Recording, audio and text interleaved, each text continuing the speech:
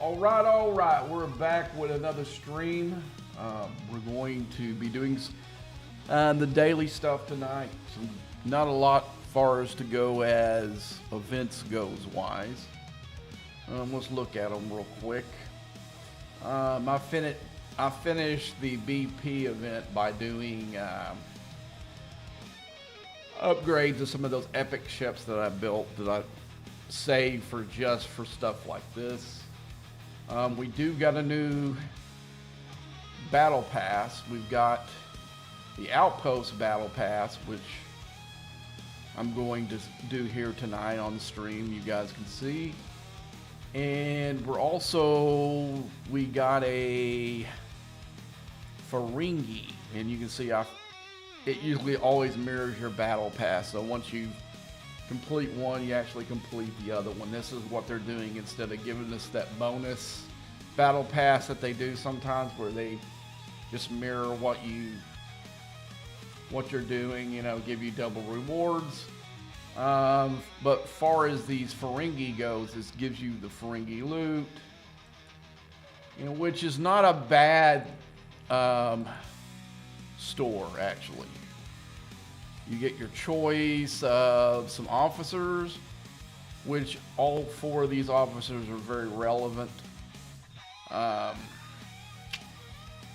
What I'm going to do this time around is, before I usually go heavily on the officers, I've got to look and see how close I am to her. She's probably going to be my choice. You can see I only need 64 of the shards to finish her. That would be very attractive right now to go for that. But my number one thing that I'm going to be doing first is, this is one of the rare opportunities that you can get loot for the war room. Where's it at? Find it. I was looking at it here a while ago, unless they took that out. Oh, here we go. It was up closer before. So right now I don't have enough to make a redemption. Really close, but no cigar. I will be getting all 10 pulls that I can get from here. And then whatever's left I will actually use on probably the one I showed you. One of the villain epic officers.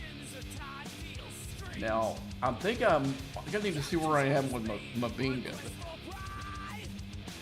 because both of them are pretty well good officers, to be honest with you. Let's go ahead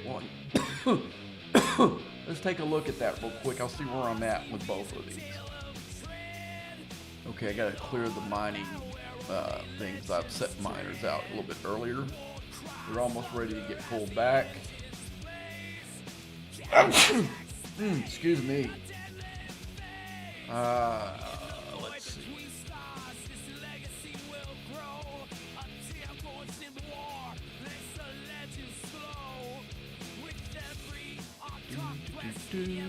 what we're gonna do. Oh yeah, we're gonna look at officers.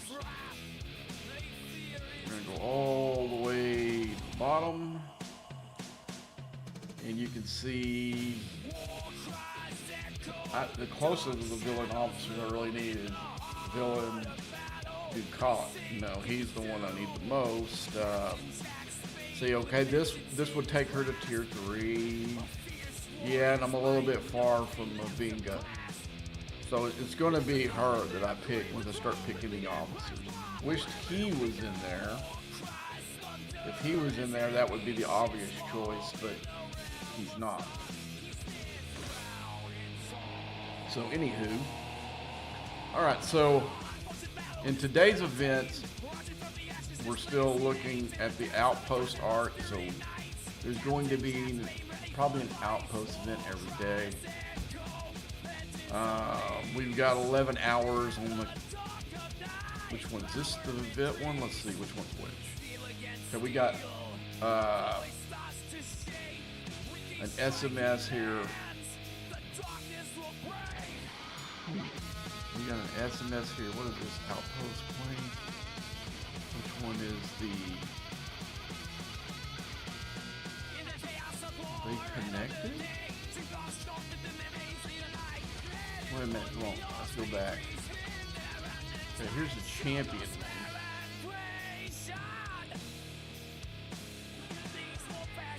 Okay, so today it's Romulan. And you have to be really reading the outpost. So we do have to have a Romulan, which that's the one I would choose anyway, if it was any of them, because it's gives me the that one gives me the most benefit for my game. Now I would say somebody 60 would be better for them to do the Federation one, but it wouldn't count for the event though. But just in general, just because it'll help you do your dailies a lot faster. So what we need to do is I've already got my ship set up. I'm sending my Enterprise E, and it's going to have my main crew on here, which I've got Gorkon,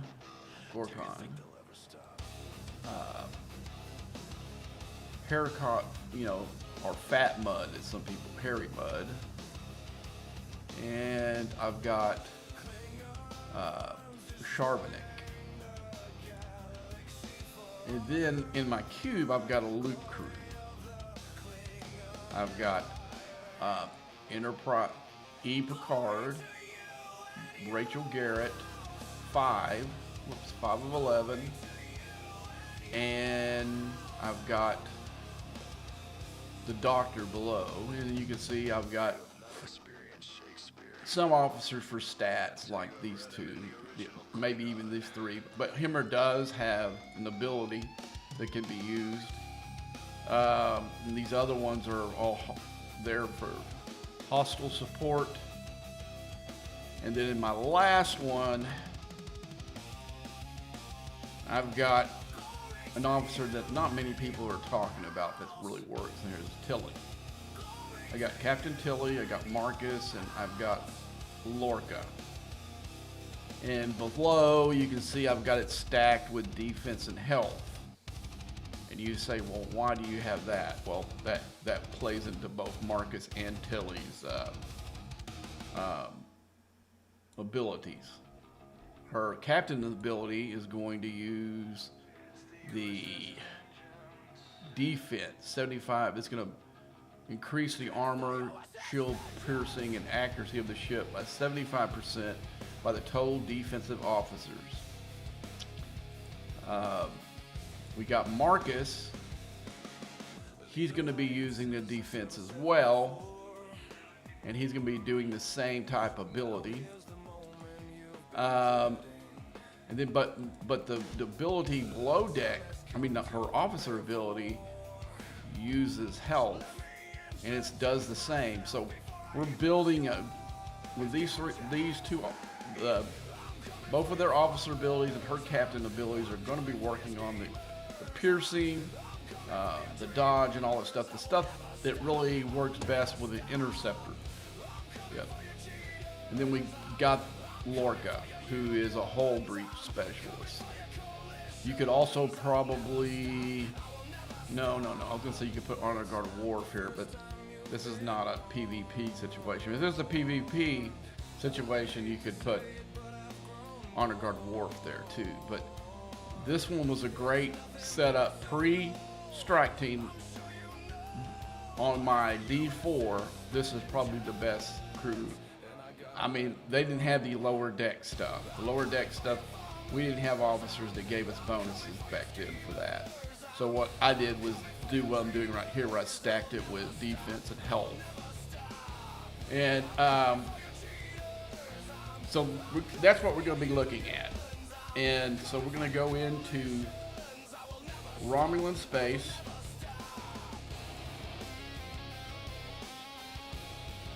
Let's see, Romulan space. Okay, here we go in the 70 system. I'm going to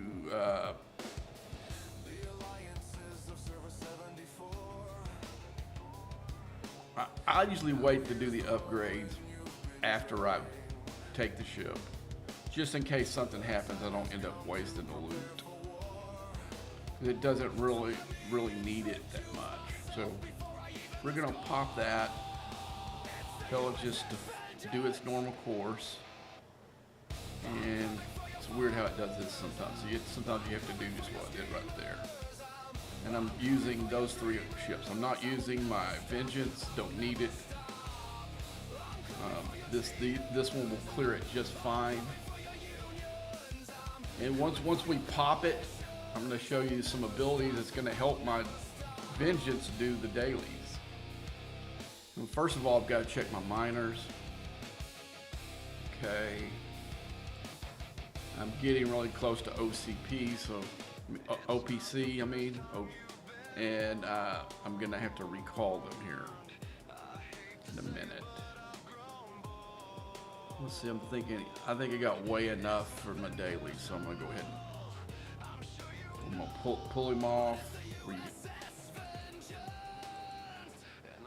Okay, so that's gonna give me 2 million right there with the bonuses.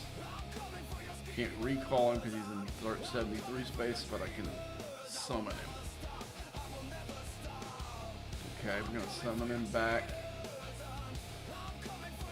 Okay, he's already in my deal before it showed it up here.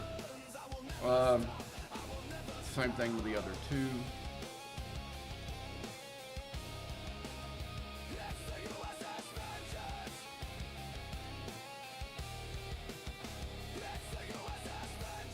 Take it off.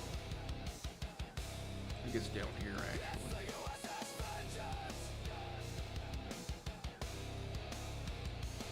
Okay, it's got my thing superimposed in this system.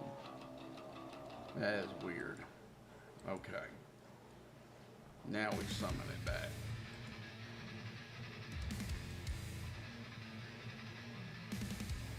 We put it back in the shed. Now we're gonna swap ships. Recall, swap ships. And I wish the Discovery had the Sorrento boost, so I wouldn't have to do it.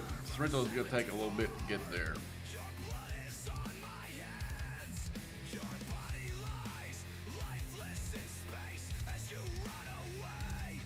Alright.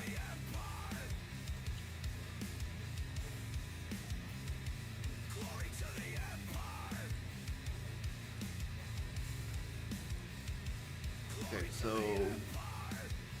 yeah, here's the space we're going to right there. I'm gonna send the Sorrentos. It usually takes about 7 minutes for it to get where it needs to be. Yep.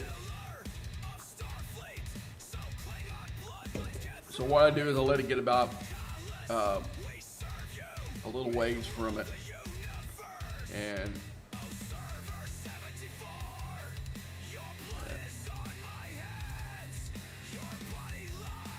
that gave me some nice pulls in this, and it cleared that milestone event for me as well, and cleared that one. Okay, but most importantly, what it's going to do is going to give me a bunch of reputation. Let's go into the season pass. We go ahead and pull them. We're going to get more of the Epic Officer, which is the thing that I want the most out of this. The Galactic Acclaim doesn't hurt either, but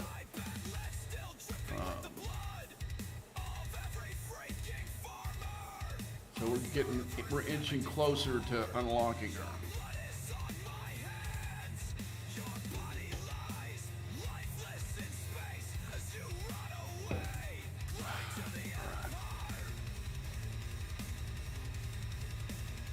If we get enough to unlock her, then how many more shards we get? We get 4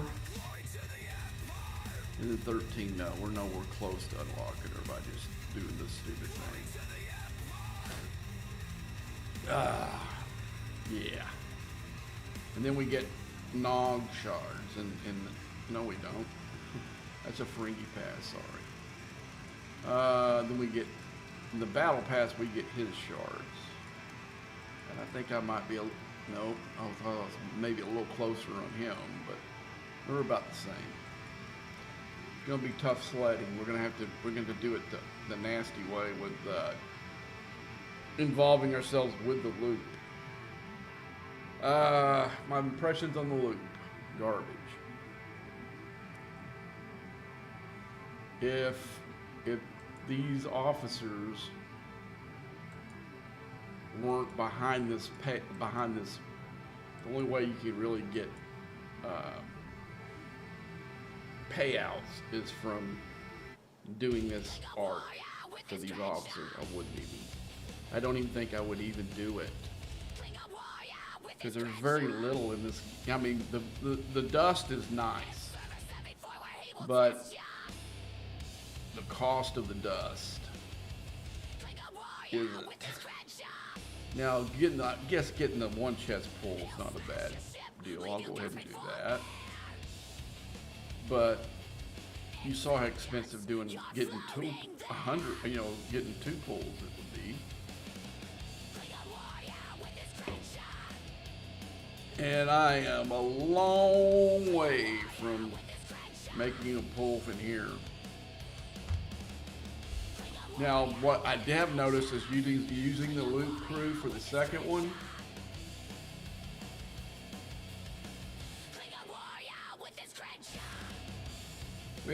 We just finished some earlier today, but the problem is the payout on the surge is garbage. For the participation it takes to be able to do them, the spawn rate of the hostiles are so slow that it doesn't really make it possible that somebody could actually do them. We actually did it with the least amount of players that we've ever done it before. We never got past where we did when we had like all hands on deck. And I'm in an alliance with 90 plus players, and we had, I think the very first 2 weeks we had at least 50 inside there. And most of the time you're just standing around because it wasn't possible to hit, because you had 3 or 4 people fighting for the same one. It was who could get to it quick enough. And as fast as we were hitting them, there was no excuse that we didn't do better than what we did, because most of the time we're waiting for hostiles to spawn for a mechanic that it's supposed to go to where how many hostiles you hit in the 3 minutes. That thing needs to spawn as quick as you pop one, another one comes up. You know what I'm saying? It doesn't need to be the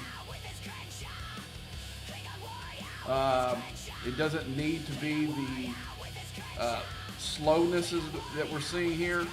Okay, now I've got this one done, and my Cerritos is a minute away, so I'm gonna go ahead and send. I'm gonna go ahead and do the little thing just in case. I'm gonna go to the station now, and I'm gonna do these bonuses on it. I'm gonna do a couple of these just because I got a bunch of this. I'm gonna take it up to the point that I start using this stuff. Okay. That will help you in the taking for the outpost. Now the other two has nothing to do with the outpost. Now I've screwed up. I used some of that loot. Okay, so I'm going to go over here and do some here. Okay, that's going to give me some bonuses for. Come on. I don't know why it's got this big lag when you're pushing this thing. Come on. Was it not leveling up any higher than that? I've got plenty of the loot. All right, never mind. So I do got a little bit of help for my hostiles that I'm going to do here in just a second. Okay, so let's find my Sorrentos here in the 72 space. I'm going to put it out of the way down here. And then I'm going to send the Vengeance right in here. And I'm going to need to, for the dailies, I'm going to need to do 50 of these battleships. It doesn't really, I get the most rep for the Romulan ships, but for the event itself, I need Romulan ships. So we're going to be focusing mainly on Romulan ships. Here, when it gets there, but the surge just does, the rewards for the surge is not worth the effort. I went ahead and did it. I used three of my starts to help my alliance in this event here. Surge tactics. We're probably going to do some more in the morning if we can get enough folks into it, because a lot of people were tired of doing them after about. I think we may try to do some more in the morning. I don't know if that's going to happen. We barely got people interested in doing it because the payouts are so low. It's low on both sides. It's low for the under 71 player who is going to be using, let me find the support, using the loot to buy this stuff in here, which you've got stuff to help the other loops. Okay, I'm trying to think if I was back when I was this one here, because I would say because the Gorn ship is so hard to tear up, this one would be the most attractive one, because you're getting some more of these. You're getting two for two of the hardest ships. You're getting one for the Galaxy Quest ship, and yeah, this would be the one I would do if I was a non-71 player. But for ours, is all the research materials that we've got are tied into this loot. Like if I go into my research back here and go back to the very, very back where all the new 71 plus research is.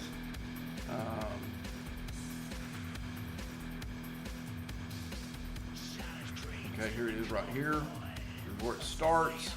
As you can see, I've got surge damage, which gives me damage, base damage, increases my base damage for my 6-star ships, which is really good.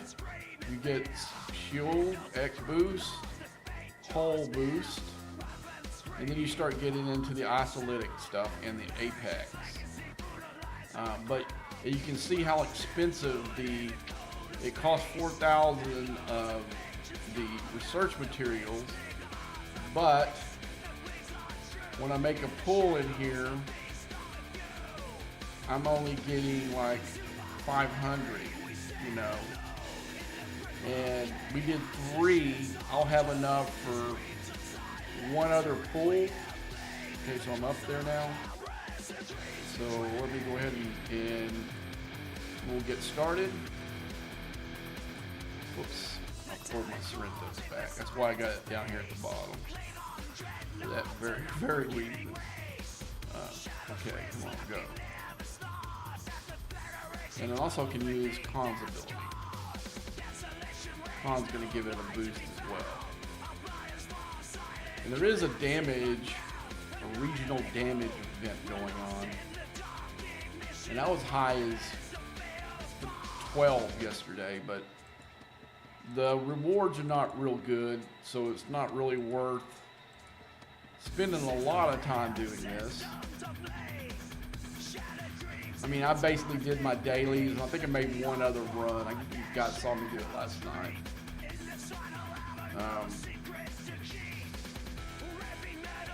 but for me at least, is the reputation is more important than I'm gaining through doing these dailies than when I saved my mining dailies. I didn't pull because I'm going to show you guys how much you can gain as a G7 player by doing your dailies. The problem is you can't do, even though I'm eligible to do all three, I can't do all three because they'll cancel each other out. And I'll show you that here when we start doing. You'll be able to see when I start.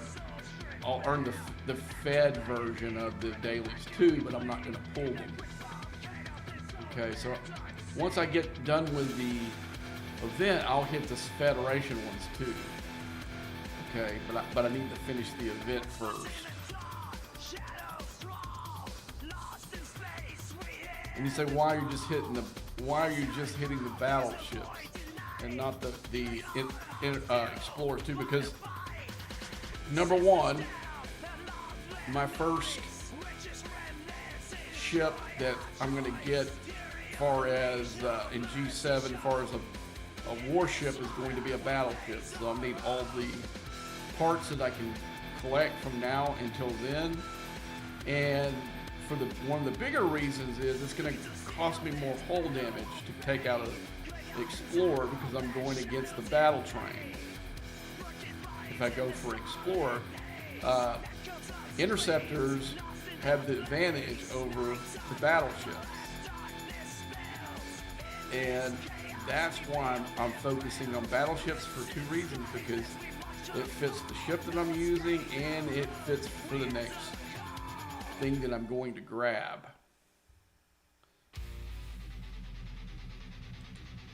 See, this Klingon ship ain't here. This is stuck from me pulling my mining ships. That's one of the issues of the Veil. You got a bunch of ghost ships in here. You can see that one just disappeared. This is another ghost ship over here. And that ghost ship just pops me out of the system. Now, there are the bonus ones that will not only pop you out of the system, it will send your ship back to your shipyard. Right down back to the slot where it came from. And you got to come all the way back here and go back again. So, yeah, it's real buggy up here. I had a guy that I was talking to on Discord. I won't tell his name because I told him I wouldn't, because he knew that I did content on here, and he was asking my opinion on something, and then he let me know that he was one of the beta testers of some of the stuff that Scopely do. He's a big part of that program. And I was asking him about G7. He didn't think they would release it when they did. He said there were too many issues in the test server, that it was a hot mess, and he, without actually telling me what was wrong with it, some of the cryptic things that he told me makes sense now that I went to G7.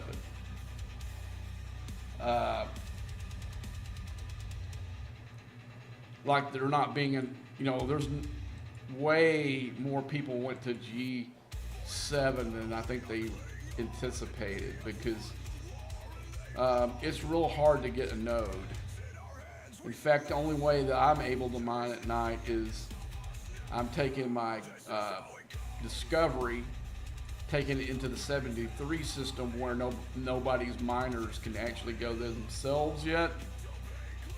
And I'm using I've got to do that, it takes a few things. Even with the research for the Discovery, it still doesn't have the warp range. I have to stick the slipstream drive on there and use Grush to get me the warp range that I need. So, yeah. So it has me using those fusion rods all the time now. And luckily we do have a mechanism that we can get a little daily drip of them, besides going and doing the huge trials, that's a way to get them. It's a slow, tedious drip version of the way. But if we go into the augment loop, I've already made that pull for today because I need that pull every day. Well, I'm in the wrong spot. Here, let me stack up my guys so I won't use as much of my Sorrento's boost as I possibly can. And yeah, now Khan's ability is gone. Khan's abilities, as far as for hostiles, it's better than Lorca's Fist.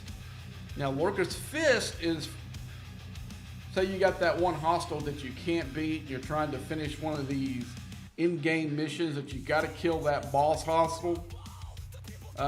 Lorca's Fist is the way to roll.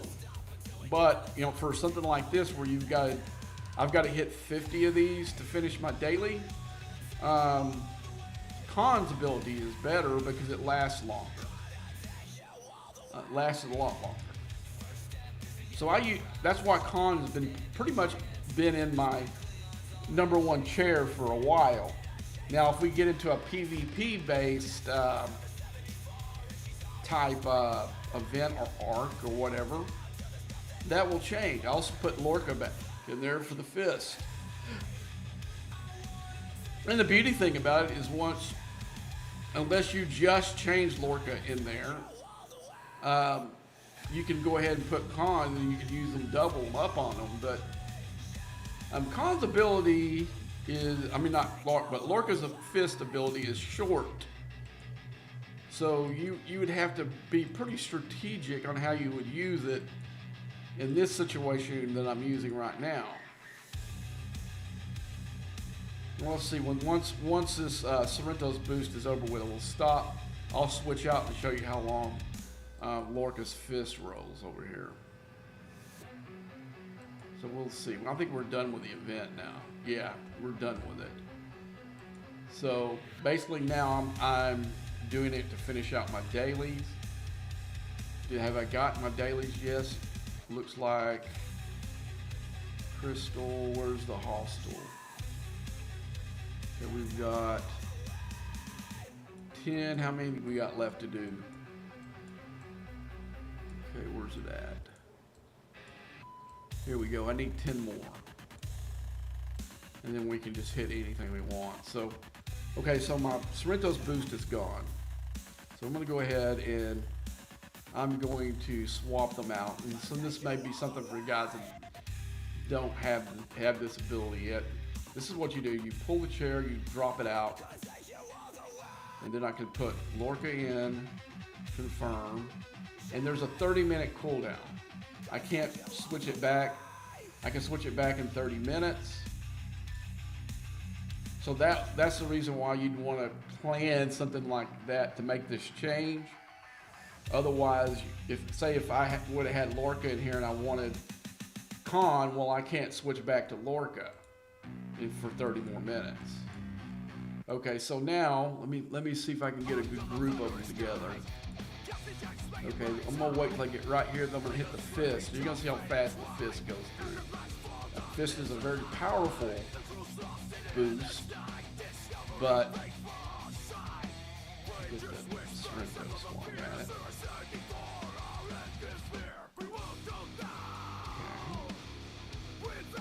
Okay, so we're gonna use it. And like I said, it doesn't really matter now if I hit Fed or Romulan, because I've got that thing done, and I'm getting rep for both. I just get more when I hit a Romulan ship versus a Federation ship as far as the rep goes. And it's always been that way. It's not just for D7. Let's go ahead and just do this. We get the most out of it. Okay, let me get these up here. And you see I got 5 seconds left. I'll get maybe one more. Yeah, one more and that was it. So it's a short but very powerful boost. But Khan lasts like 5 minutes, I think it is. And it's about the equivalent of a Sorrento's boost, actually, I would say. And I mean, it's good for doing hostile, especially if you're doing like your dailies. You know, it'll give you. You probably won't complete your daily doing it, but you'll cost you a whole lot less hull damage. And normally that's about all gonna do it, but I'm just trying to score some points into this event as well right now. I think I gotta fit in the top 100 to get points. I need to get loot from it. And like I said, the loot's not that great. I think it's more of those officer shards. It means officer tokens, and it's not a great amount of them. Let's see, is it in this one? Yes, this one here. No, I was wrong. It's, well, I gotta get in the top 50. I thought it was the top 100. But you're getting a little bit of this. But dude, is it, now to be completely honest, is it, you think it's worth that? Now that would probably makes it worth it to me. So that means I've got some work to do. Unfortunately, which I don't like. I'm gonna have to come in here and start going to pound time. Because these are scoring higher than even the polys. Polys are the thing that's scoring the highest on here, but now it's really this. It's really the bell cow. Or the meta, or whatever. This is scoring me 25 trillion for every hit.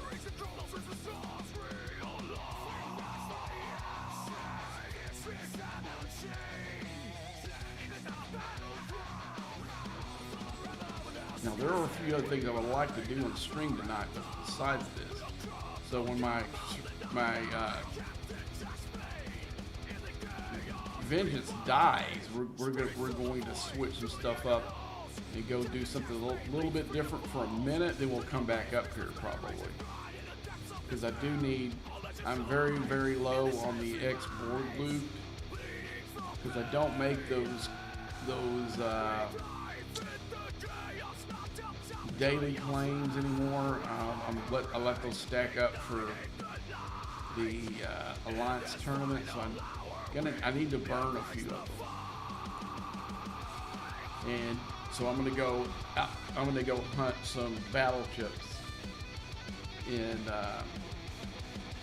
that space once this my Vengeance dies. I'm gonna switch to the NX01, and usually those aquatics they'll score really high on the event too, for the most part.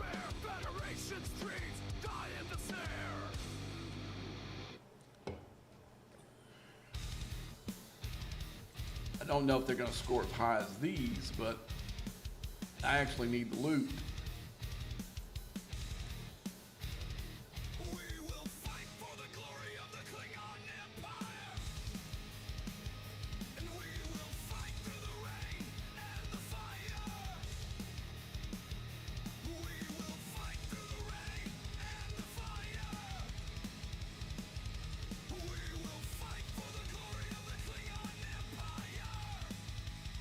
And I figure with that little boost that the one that I didn't really boost it all that much, as I used a bunch of that juice to experiment on stuff with it.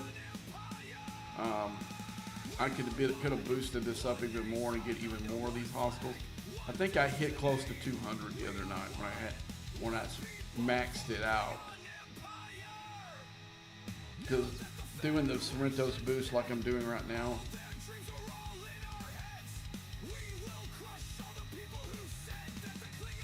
and when I'll finish that 70 outpost with minor damage, maybe like a third of the hull on one of the ships, then the other ones maybe a fifth of the hull gone. Now a friend of mine said he tried the 73s. And look at it, it's showing my, it's superposing the outpost thing right here. That's freaking crazy. Bug City.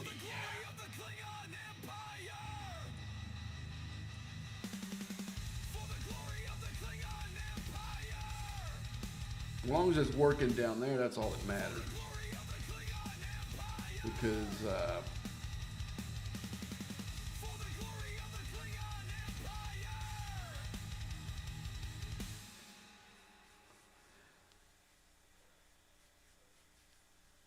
at least the first, I guess it was the first day of it. They would break. You'd go so far on it, and they would just stop. Your ships would just sit there and go in a circle. And it wasn't exactly where it was over with, because you would look on.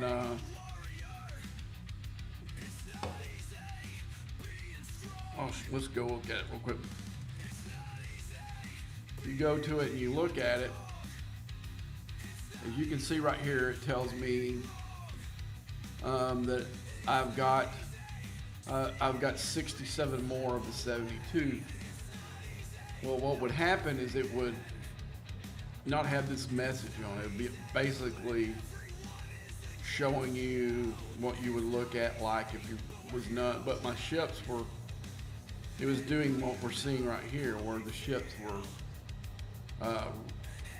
satelliting the outpost just like it was engaged with it. But there was no timer. There was no hostile count. They were just stuck there. You just had to send them home and break it. And it kind of sucked. So I don't have that much hull left, so I'm going to go ahead and just do regular hits with it, let it die, and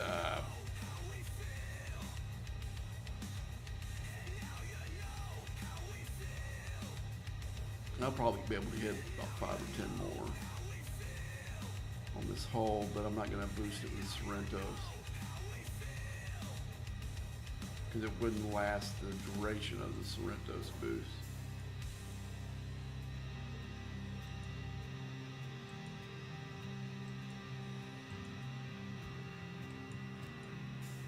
Now, if it was the only thing I was doing, then yeah, maybe I would hit that boost one more time. And maybe get another 15 of them out of it. But I need to go into do some aquatics, then come right back up here and just do it over again.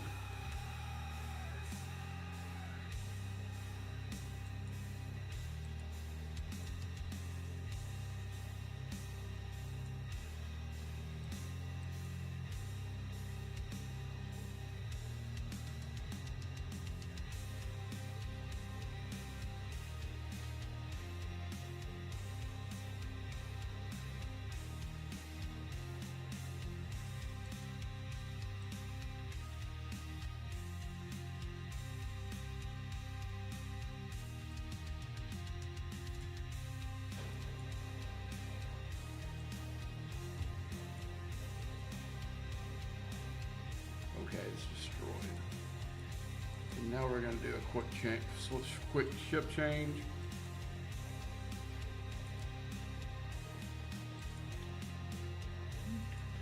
I've never tried those aquatics with the Vengeance, but why? And I've got a cheap repair.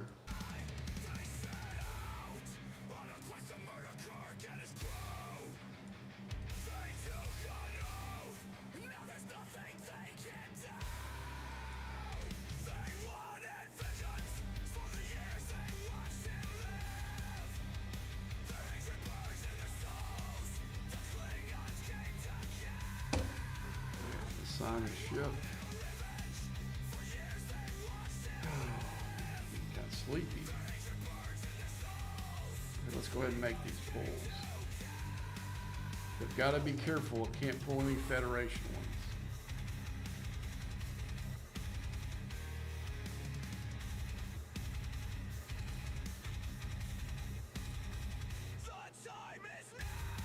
Okay, so any Romulan or Federation was going to give me negative Klingon rep. Right there. And then we go here. I'm going to get another 11 billion. So it would undo all the other work. So what I do about that is I don't claim them, but just to give you an idea of how much reputation we're talking about, we're looking at 23 billion here, and for the champion here, we got another 23 billion. And then when I put with the minor ones, it's the same thing. The big minor one, 46 billion, and the one down here is 46 billion too. So you're looking at some big time reputation boost. You got to be careful with it. So where I'm at, my queen on, I'll show you. I'm about halfway of getting to that first milestone. A little bit more, better than halfway. I need 38. I got 51. So we need 38. We need 3.851. So we're gonna go ahead and make those pulls, and we'll see where we're at. So Klingon one, number 1.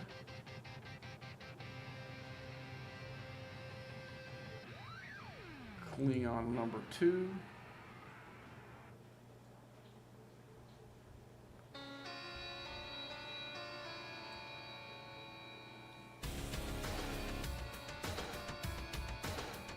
Another Klingon. We'll get the minor one.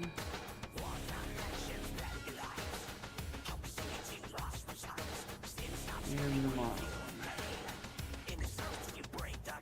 So that should leave us with, left us with the little ones. And that should, let's see how much reputation that helps us get. Yeah, so look, so we needed 38.51, and now I need 37. 36. So that was a pretty nice little jump.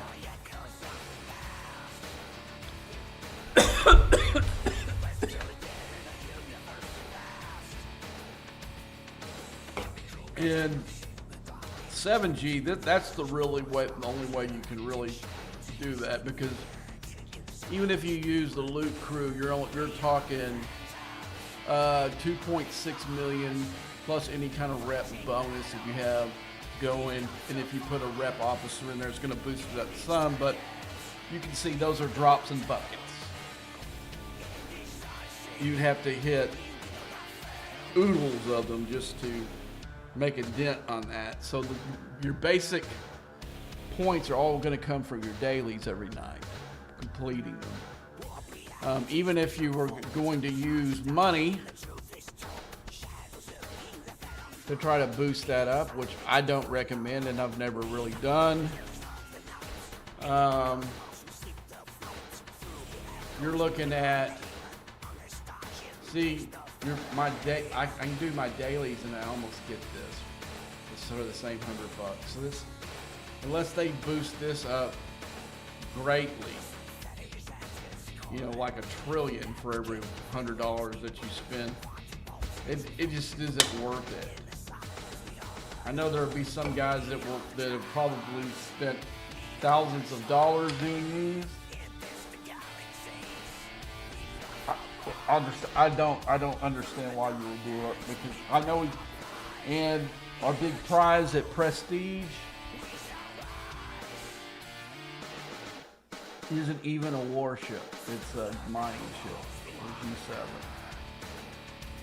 And I can tell you what, these right here do just fine.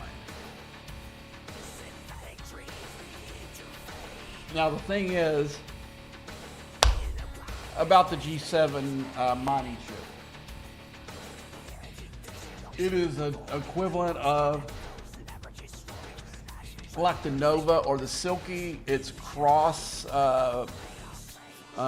factions.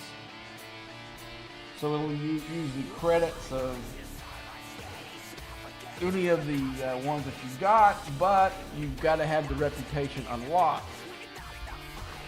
And the rub is, I don't see many people doing a dual rep at this level. The milestones are just too high. Maybe 2 years from now, when I'm talking about locking out the reputation at 80 or wherever it is, maybe. Then you would think maybe to start doing the Federation stuff. Or in my case, I think I would do, for the second one I would do would be the Romulans. And you say, well, why the Romulans? Because they had the cooler ships. They actually have cooler ships than the Klingon ships, but from my experience with the rest of the game is the Klingon battleship's going to be better than the other two. The Romulan Interceptor is going to be the best rare ship, and then the Klingon Interceptor is going to be the best epic. And that's what I'm talking about with that. So I always go Klingon first. Klingon's my main faction. Then the other ones come in, and usually for the Federation, the only one I usually get is the Enterprise. Now the only exception is I did get the Titan, and I did get the Cozy. The Khazar, because they had, at the time where I was at, they were relevant ships. The Cozy was a badass ship before G6 came into play. It was just really good on armadas when they were tiered real high. They did a lot of damage. Yeah, the Bortus is a good ship. I ran the Bortus a long way. I mean, I did tier up my, what is the next ship? The next ship up is, I can't think of, what is the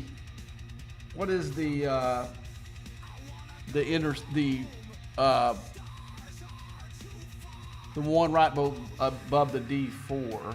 I mean, right below the D4. I can't think of the name of it now. But that's a good ship as well. I actually took some guys' Enterprise epic ships with it. Heads up. And it's, but again, it's all crewing. Crewing makes a big difference. When back in those days, you had to know what you were doing crewing-wise, because there was no strike team. There wasn't an idiot-proof PvP crew that everybody knew about. You could look at your enemy, find out what crew he was using in his Enterprise. I could counter that using the. Let's see. Let me go look at the faction ships real quick. I'm trying to think of the name of that ship, and that ship is the Burrell. Oh my God, I did so much damage with that damn ship. Because we were stuck at the Ascension Ascension to 4G for a long time. We were at the point where they were slowing that down. There were a lot of guys that were maxed out at Ops 39, and they were high as anything they could do for a long while on my server. I've never reached 39 before the Ascension, because I was basically 6 months behind the people who started on the server. Had I known what I know, and that's why that novice chip that they got that you can change servers needs to be done anytime you want to do it. But at least where they've got it right now, you have no idea how to play the game, and you don't have any idea whether the server's the right server for you or not at that level, which I think is like Ops 13 or something like that. Let's go find that real quick. Let's see. No, I'm in the wrong thing. Let's go into the items. We'll go ahead and pull these too. So this is what I'm getting from the outpost. The rewards are just plain awful from these outposts. It's just plain and simple. Okay, so these are the new Sigma credits for the faction ships, for the G7 stuff. So anything that I've got, it's in my faction store with the regular credits, won't transfer over into G7 with me. So I'm like starting over with nothing. So let's go back into the faction store now. Oh no, I was gonna go look for the novice chip. Never mind. Okay, so I think it's in the other. I think it's in other. Let me look for it. It's up at the top. I believe so. There is novice transfer token. 12. I was right. 12. So when you're a level 12, you're still learning the game. There's no way that you can know whether you need to transfer servers or not. But if I could go back in the DeLorean and tell myself, hey, when I was Ops 10 or whatever, you need to go on one of these content creators, find out what the newest server in the game is, and transfer there now. Because when I was, just starting the game, I was Ops 26 in the first 3 weeks. Didn't spend money other than getting the extra. I got 2 extra builders and 1 extra researcher. So and I had that for the longest time. I had these 3 builders and I had 2 research trees. I did spend that. So then they weren't expensive. I mean, they were real cheap back then. But now if I wanted to unlock this, I didn't know they even had another builder here now. That isn't. Wow, it says I got 4 of 4, so how can I buy another one? Let's see what happens when I do this. Okay, so let's go into the station. Is there a building one that I can buy? I'm not gonna buy it because I don't need it. But I didn't have this 4th one until I went into G6. When I saw all this Sigma stuff and all the speed ups, I did go here and buy this 4th one. And I think I bought the 3rd researcher in G5 when the research was such a bog. For the longest time, like I said, I had three builders, 2 researchers, up until I would say mid 50s or early 50s. Then I bought the extra researcher, and at that time, the idea of buying a 4th builder wasn't a player, because you had all the speed ups. I rarely had all 3 of these full, but when Sigma, the Sigma became a player, I had them filled up all the time, because of the speed ups situation. Now, I've done that too back when we had more researches for G6. I had these filled up quite a bit as well. I don't have them now. Why you say, well, why don't you have them now? Well, because the expense on any of these are insane. If you're basically stuck with doing one of these. You're almost like an Ops 12 again, And you don't have but the thing is not you don't have it. The expenses is so high. To do this one here, it's going to cost me 92 million of the Sigma Para, which you see, that's all I have right there is 27. Now, it Ops 20, Ops 6, I mean not Ops 6, but G6, I could have done half my station with that, High ones were like 1 million, This is 92 million. This ore, I've been slow rolling that up, but this ore right here, this 73 right here, you would have to buy at least 10 packs to get that. And to get both of those, you would have to. So what you would do is you would buy station packs to get them out for your para, and then you would go and switch into your battleship packs to make up the difference. And you say, why would you do that? Because you look at the difference. We'll look at a station pack. Here's a station pack. They're basically all the same. Every once in a while, you'll get one that has more of some of the materials in here than the other ones do, but I looked at all three of those. And you're looking at 2,500 of that. Remember, I needed 93 or 73 million or whatever it was. And not 73, but 73,000 of those. So you can do the math your own self. Or once I get the para that I need, I can slide over here to one of these battleship packs. In the battleship packs, instead of having 27 or whatever it was, this one's got 4,500. So still, I would probably have to buy 5 or 6 of these packs to augment what the station pack didn't have. And or I'm not that far away from the gas, so the gas would probably be taken, what would be satisfied doing the station pack. So I'm looking at, I've got 24 million, I think it was, so you get 17 million for each of these. So let me do the quick math here.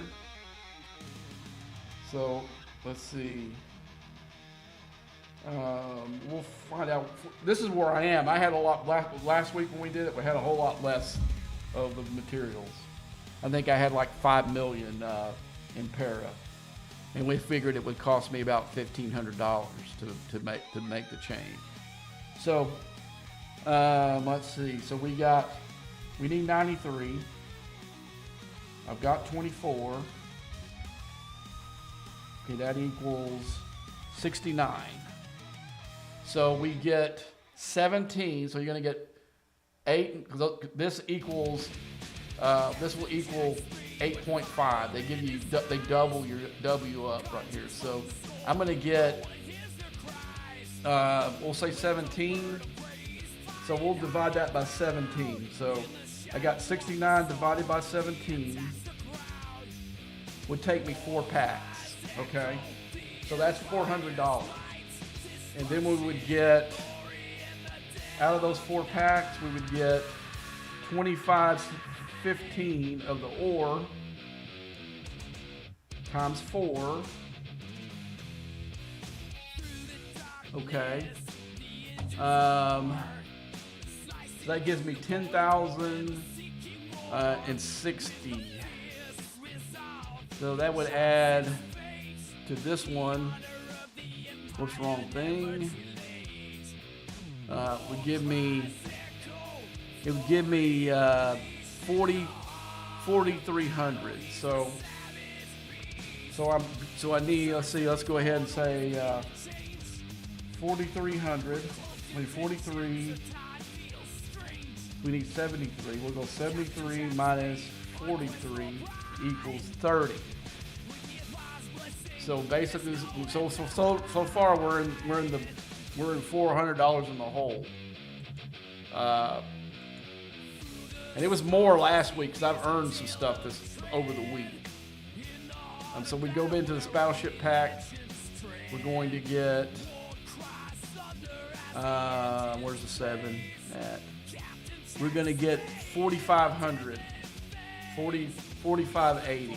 So I'm going to divide 30 by 45, say 4.5, because I've rounded, I'm not using them. Divide by 4.5 equals 6 packs. So I was right. It's going to cost me 6.6 packs. So it's going to cost me 7 packs, and I'll have a little bit left over. So we're still talking about $1,100 to buy that upgrade right here. And you think that's insane.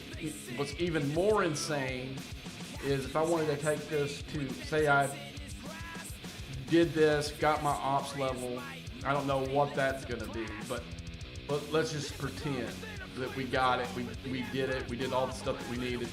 Now to go from 72 to 73, some of the guys on the VIP Discord are saying it's going to cost 25 packs to upgrade these buildings and every time you go up, to say I wanted to get that next warship. To do that, I'm going to have to, of course, do the ops building. I'm going to have to do the academy. I'm going to have to do the R&D building at least. Then I can go down here, but I've got a feeling they're going to throw a monkey wrench in there and make me have to do, have my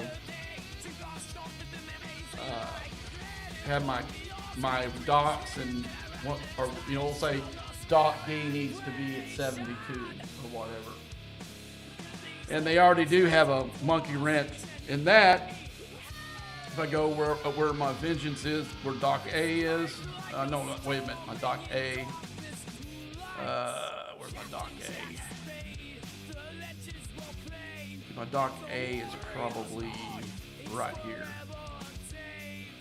Nope, that's dock B. Where's my dock A? What is the dock? This is dock E. Okay, so it's going to be one of these 71s. I'm thinking it's going to be this one. So, see, for dock A, for me to be able to take that up to 72, I've got to go all the way back in here and do the scrapyard to 72. And you say, well, what does a scrapyard take? You're looking probably, if that's going to take 46 to go from 70 to 71, you know it's probably going to be at least 76 million plus whatever uncommon that's going to throw in there. So yeah, so I would not be surprised if I went over here and it told me that I needed to have dock E or whatever, the last one up to X, the 72, or the guns at 72, one or the other. So the problem is here is that the issue here in G7 is that the community vendors have been let known by Scopely that they want G7 to last for 2 years. So they're slowly. I'll be right back.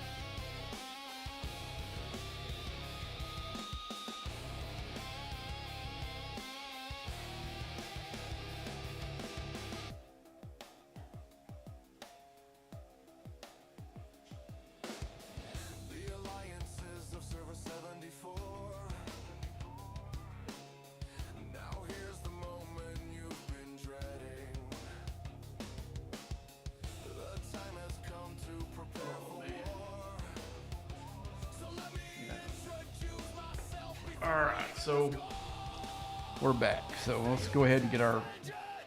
But we're just talking about I was talking about the insane cost, and the Scope League doesn't want players at 73. There is at least one person I know that went that far, but some people said he's like a billionaire and doesn't have as money to blow. They've made it that way. If there's somebody that wants to spend crazy, it's there for them, but there's supposed to be some big economy adjustment up here when they're ready for players to go to 73. And so they're making this big paywall behind, I guess, from 72 plus. That now going to 72 was real easy. I didn't actually. I had enough resources that I had already accumulated while I was at 71. That I bought one station pack for $100 and was able to take it to 72, but it opened up a Pandora's box. But the problem was, any of the 71 updates, like if I take this building up, what do you see? Uncommon. Doesn't score for any of the events. And it was pretty much like that for every building up here except the turrets. Now the turrets here, I'll find one that we got. Okay, I don't have D-Dock. I actually skipped and did E-Dock instead. So you can see 30 million, and then this is the first and only place that has uncommon stuff for now the course going to ops level did. I had enough of the ore, and that's why I don't have hardly any ore, because I did the ops building. And when I did that, it gave me enough for 10 milestones on the vengeance thing. So that alone was worth the $100, because that, and I think I ended up buying 2 other packs to help me get, and I finished the milestone event, and that was the equivalent of about $3,400 worth of vengeance parts. So if you're gonna ask what was the smartest spend I ever done in the game, that was it. Because I was able to take my vengeance from I think it was tier 8 with like 3 upgrades left to tier 9, and so I did that. Did all of tier 9, took it to 10, and then I think I've got 3 upgrades at 10 now, and that all came from that. I mean, that was probably, gosh, at the rate that I was upgrading at that point, that took 3 months probably worth of upgrades I got over a weekend, because I saw that I could take my ops level and score huge in that event, and that's what I did. But this past weekend they took that. Now the one previous, weekend before last, I wasn't able to do anything because I had nothing I could upgrade to score in it. But they didn't even run the event this weekend, which I was pissed, because I did make a turret upgrade for the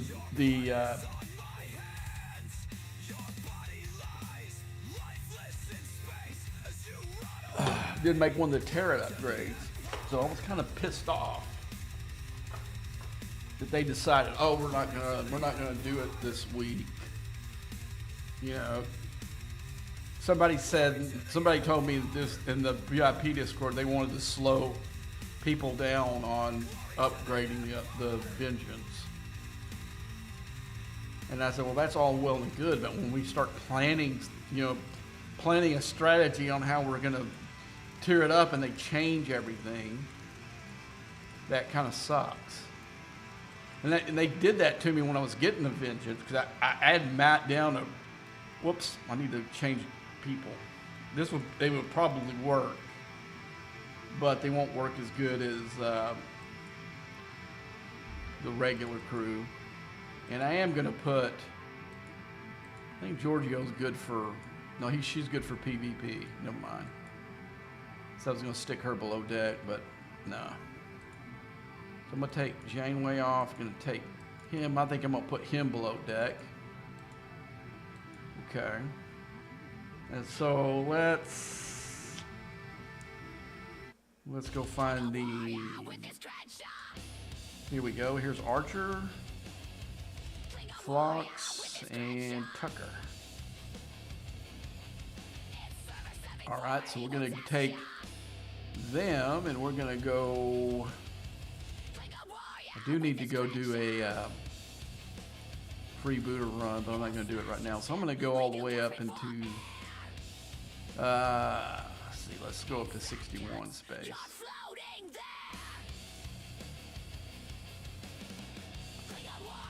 I mean, I don't know. It might have been a glitch last time, but I was taking out like 10 or 11 of the battleships before I died. And if I can do that and fill up my NX-01 at the same time and get extra loot for that, more power to it. But what I need is those tokens. I also need the loot too, so I can keep that loot going. Because I've only got like the aquatic materials. I don't have the other ones right now. Both of those pools are dead right now. But this should score pretty big in this event that we're doing now. I mean, the aquatics always have. It's not going to pull as good as your polys, and it damn sure ain't going to pull as good as that doing those 72s like I was doing a while ago. But we'll go back up there and do some more of those here in a minute. But that's why I didn't pull my Sorrentos back. Now there are a couple of guys up in the Vale that may see that and pop it and send it back, but the repair bureau's cheap, and if I can keep it up there and not have to fly it again, I'd rather take that risk. And now that we're on stream, it'll probably die the first time. Nope. And you see I already got a full cargo hold.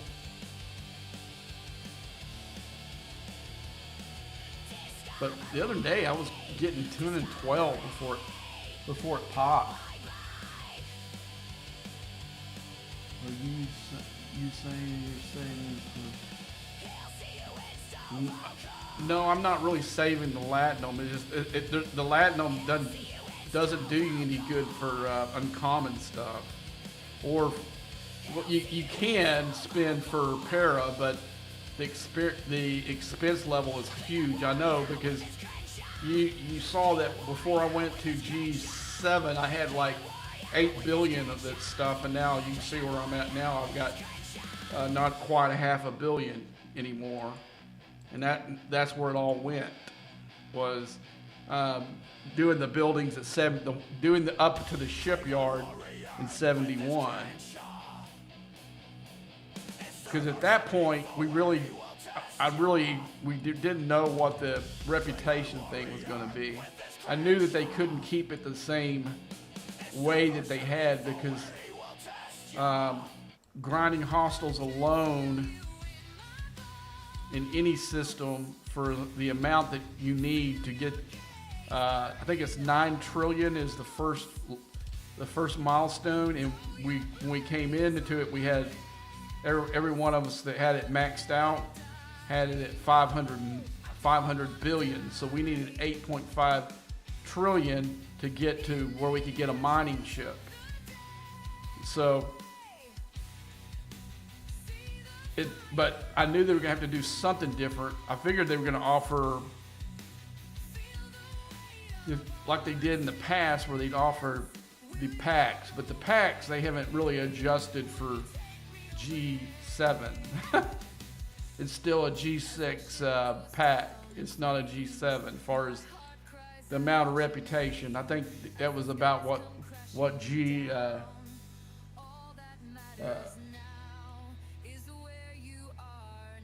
but there will be guys that will buy them. And that's the problem. There will be guys that will buy them and buy their reputation up to that, but that's just too much money. Just way too much money. Way.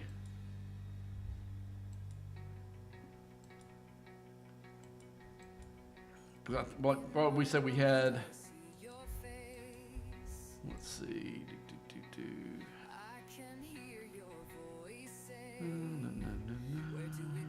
Oh, wrong thing. Let's go back. Let's look at that again.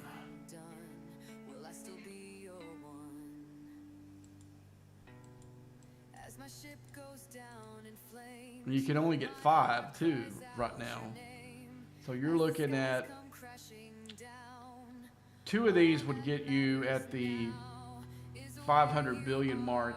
I don't think they were that high. I think they were like maybe 8. Maybe they added 200 billion to these, but still, you know, that's when you're talking trillions and you're only giving you, you know, not even a quarter. Well, I guess it's a little bit more than a quarter billion, but that's still way too many. I mean, you're talking way too much expense to get, and then again, you're only getting a mining ship, and then the next rep level is going to probably be, because they usually double. When you go, the next one is probably going to be 18 million, and I mean 18 trillion. I don't know. I haven't looked online to see if they readjusted that anywhere we can see, but it's going to be an insane amount. So I'm not in any hurry. Not until they do some adjustment to the economy up here. And I'm doing just fine where I'm at. There's no reason for me to go any higher. You know, I would like to do the academy and do the R&D building, just because it frees up more research for me in the tree, because I've already hit a couple of the ones that won't let me go any farther until it's to 72. I would really like to be able to, especially the researchers that they are. They're some of the better researchers in the game right now, and they basically turn your G6 ships into G7 ships because of the power boost you get. You know, so definitely want those. And that's why the whole purge thing is such an absolute joke. The amount of loot that you get for winning those is just an insane joke.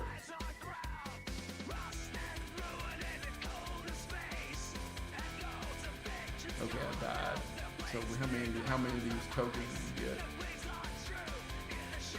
Let's see, let's go back to the loot chest. Looks like we got, messed up. It looks like we got 16 of them. Is that right?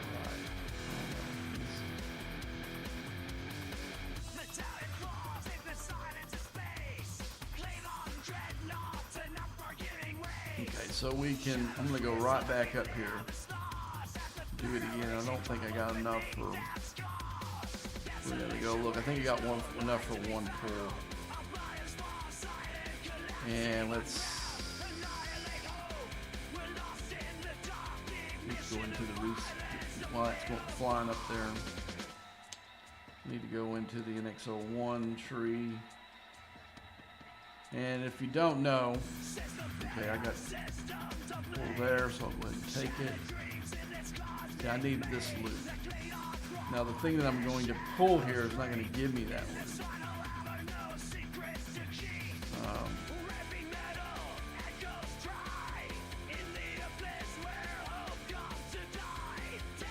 Oh yeah, I do got enough for 2 opportunity chests. No, I got one. So this is gonna give me my epic and my rare. But I'm gonna have to go in and just so I can do my pulls here. I'm gonna have to go in here and oops. We'll do this in a minute. I need to do at least 7 more of these. Let's see. Let's go into 62.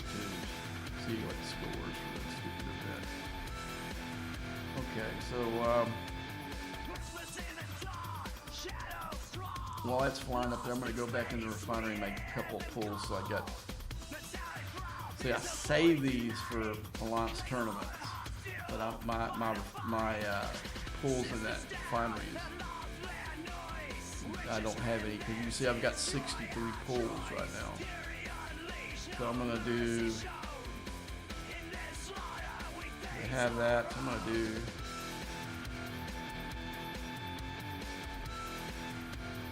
How many do I have? Let's see. Oh, that's too many. I don't want to do 5,000. Let's do 1,000.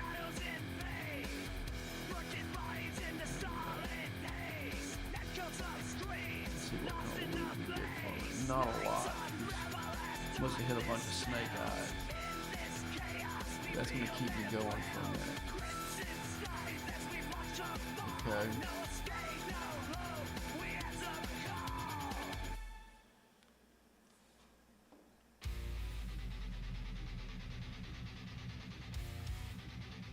Yeah, you want to stay at G. Oh yeah, G6 is going to take you longer than 6 months, my friend. It's going to take you longer than 6 months to go through. When anybody, even though there's G7, when you reach that milestone of 70, that's where you need. When you get to 70, you get to pop that Kretschner out or Enterprise E, which is wherever your poison there. You've made, I would say even Op 60. You get the Rotaran or you get the Enterprise D. That is a major accomplishment. You should be pat yourself on the back. That is a major accomplishment. And then when you hit 70, like that was my dream in the game, was to get to Op 60 and open the Rotaran. Anything that I've got after that's been all icing on the cake and not the cake. And that ship did not disappoint. Even when the players here went to G6, I was popping their rares with my Rotaran on a quite regular basis. It was still a menace.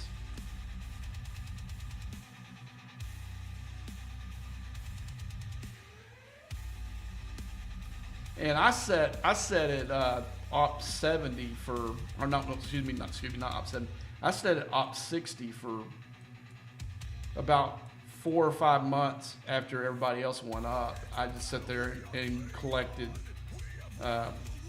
made my ship stronger, and because at that point I was getting some Sigma stuff, through some of the events and stuff like that. So I was collecting a little bit of Sigma, building up my my Latinum, because just like 71 it was, 61 was the same way. It was all common stuff. So because basically the first day I had went up to the first day that I went to Op 61, I did my academy, did my R&D, and I ran out of Latinum to speed up the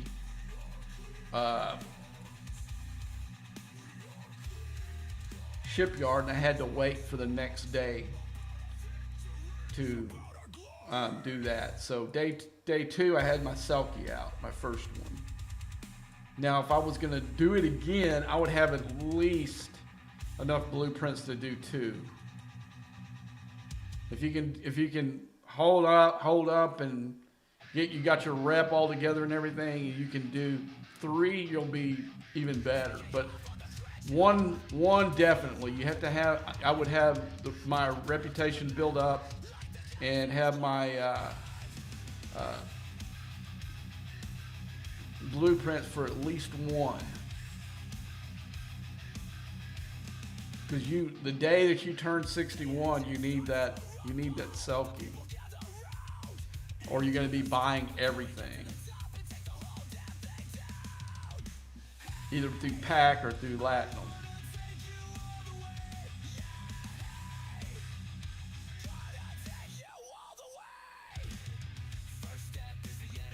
The minute you hit, you finish that, you clear that last thing for ops 60 to 61. From that point on is when that selkie is probably the most valuable ship you got, as far as being to compete. But you need to have your epic. I would say at least tier 8. I would say preferably tier 10 before you went up, because it'll make your hostile grinding a lot easier up in that range.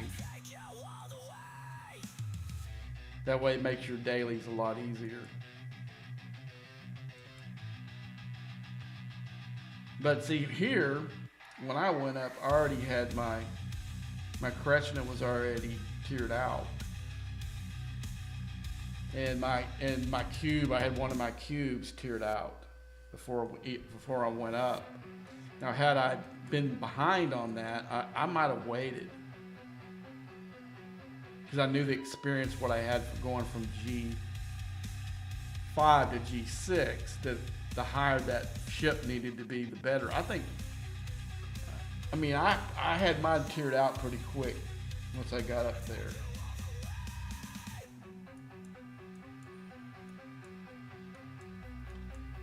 I think there was like maybe 5 players. There were a few players that went up that had no business going up, and they had struggled. A few of them have quit soon after they went up because they weren't ready. Because what it does, they did the same thing with the G7. Once you have an epic at a certain level,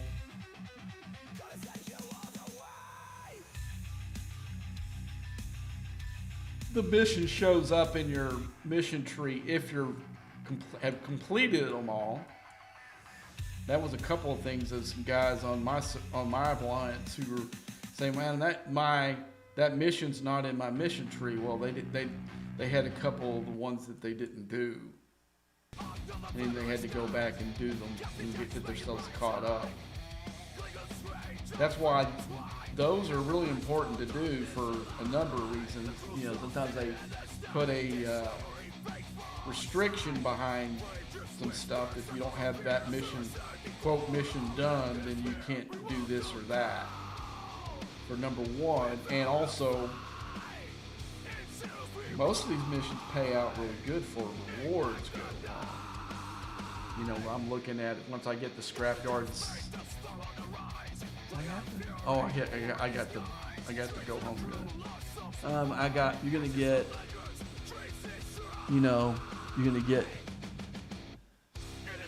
You're gonna get this Parasteel. That's a decent amount right there. Not quite 500,000, but man, that's nice. You're gonna get 1.2 million in raw gas.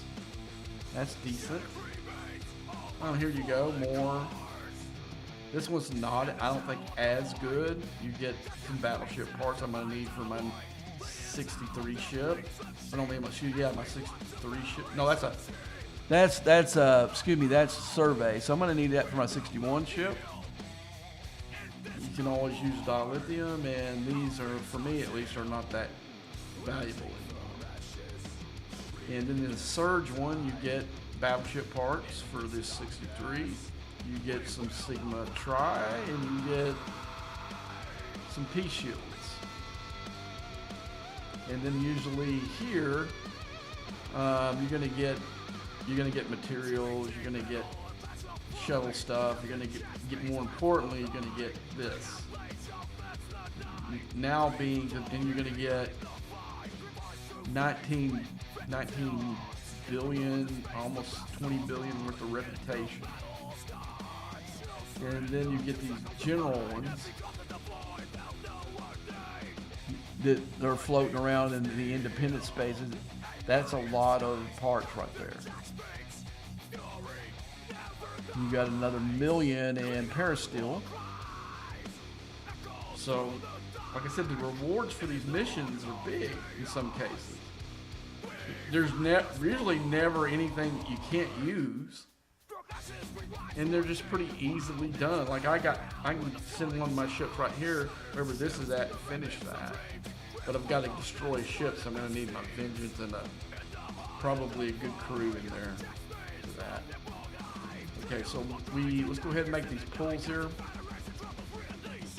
and that should be well enough for what I need to make that last deal, and we'll switch right back to the vengeance and its crew. We gotta repair it first, and it's pretty cool that I can do that and not. But one thing that before I tried this the last time is I've done a lot of hostile research at the latter part of the G6 and some of the new G7 stuff, and we also had got some of these later arcs that we have, like in the away team.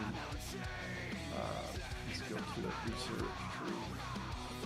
This new away team research tree, as you can see that here's a really good hostile research. And here they do have one with defense 2, isolated defense 1. That's going to help you.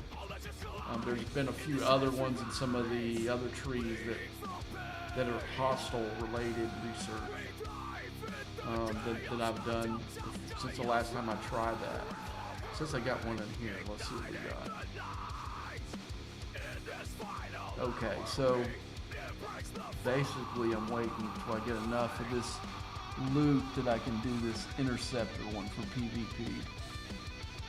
And that's the thing about it, you gotta look at the path, what it's gonna take to do that. All these are pretty good, all these are pretty decent research, but for me and my vengeance, this one's the most important, and probably the one following it. Pretty much all this right here. And this one don't unlock until I'm an ops, get that building to 70. So that's gonna be a bit. And what that does is it gives me cost efficiency for the parts, but you've got to get the new gimmick building, or I guess it's not the newest. That'd be the one from a couple of arcs ago. You've got to get this building to this one. Yeah, you got to get this building to 70, and right now I have it at 63, so I'm not too far from that.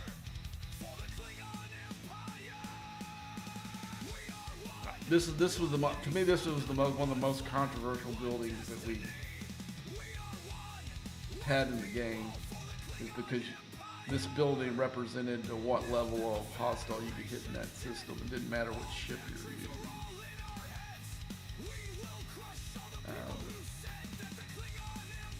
I thought somebody told me this building here was going to be the same way, but that's not true. The only bonus that you get from this building is, I think it's 40 something, and I did buy it up to 40 something because of having not done any of those runs on that stuff up there. I thought it'd be a premium to have 3 ships, but I've done it several times. Yeah, 40. Building 40 lets you do your fleet post size to 3, And it cost me like $400 to get it here. You know, it'd be $400 that I would take back if I could go back and talk myself out of it. But I wanted to be able to get those officers. And I've known how awful the payout is on these stupid outpost things. I might have just skipped this arc. But I'm in for a penny, in for a pound, as they say, you know? So, now that I actually did do it, I pretty much need to engage with it. Okay, I don't really need I'm going to take my Vengeance flight out here, and then I'm going to change my other ships to the ones that belong there. So I've got 2 fleet presets. I got one for PvP, which is the one I usually keep it in, and then I've got one for these outpost things, where I've got all my ships set up, and I have, you notice I've got 3 miners out. Usually I do that when I'm doing this. So it gives me set up. It gets me completely set up for what I want to do. You can see my Sorrentos is there, my Vengeance is there. So I'm going to go ahead and apply this right here. That's going to change put those ships back in their normal slots. And it didn't affect any of the other ones. Okay, so let's go get the Sorrentos. And let's go in here. See, I gotta be mindful. I can't use too much of the Sorrentos juice because I'm gonna need it Thursday for the Vengeance event.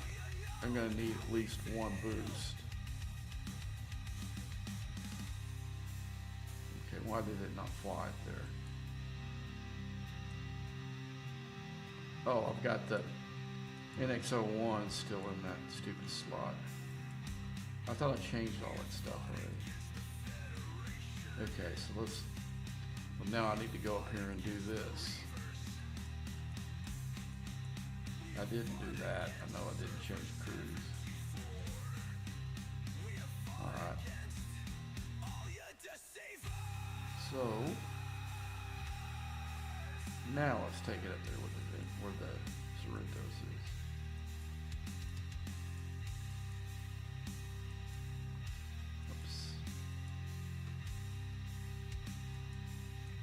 All right.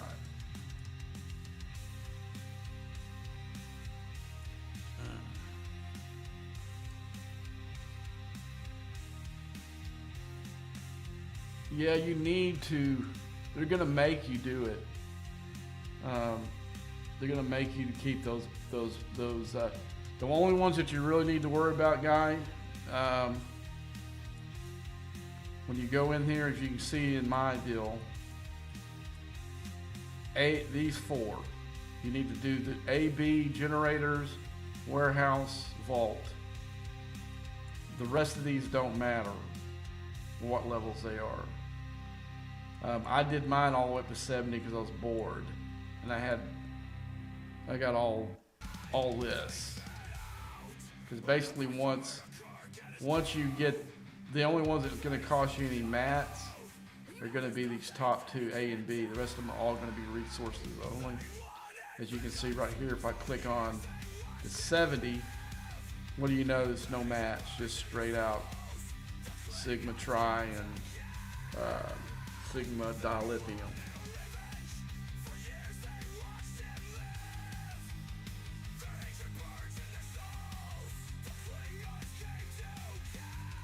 But you're solid if you do AB, warehouse, vault every time, you know, on these.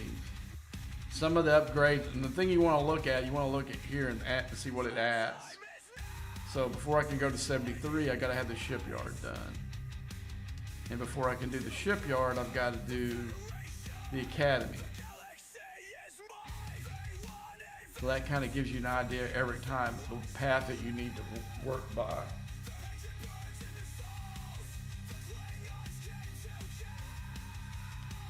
Ugh. But I would be totally honest. Where you are at in the game, I would make my research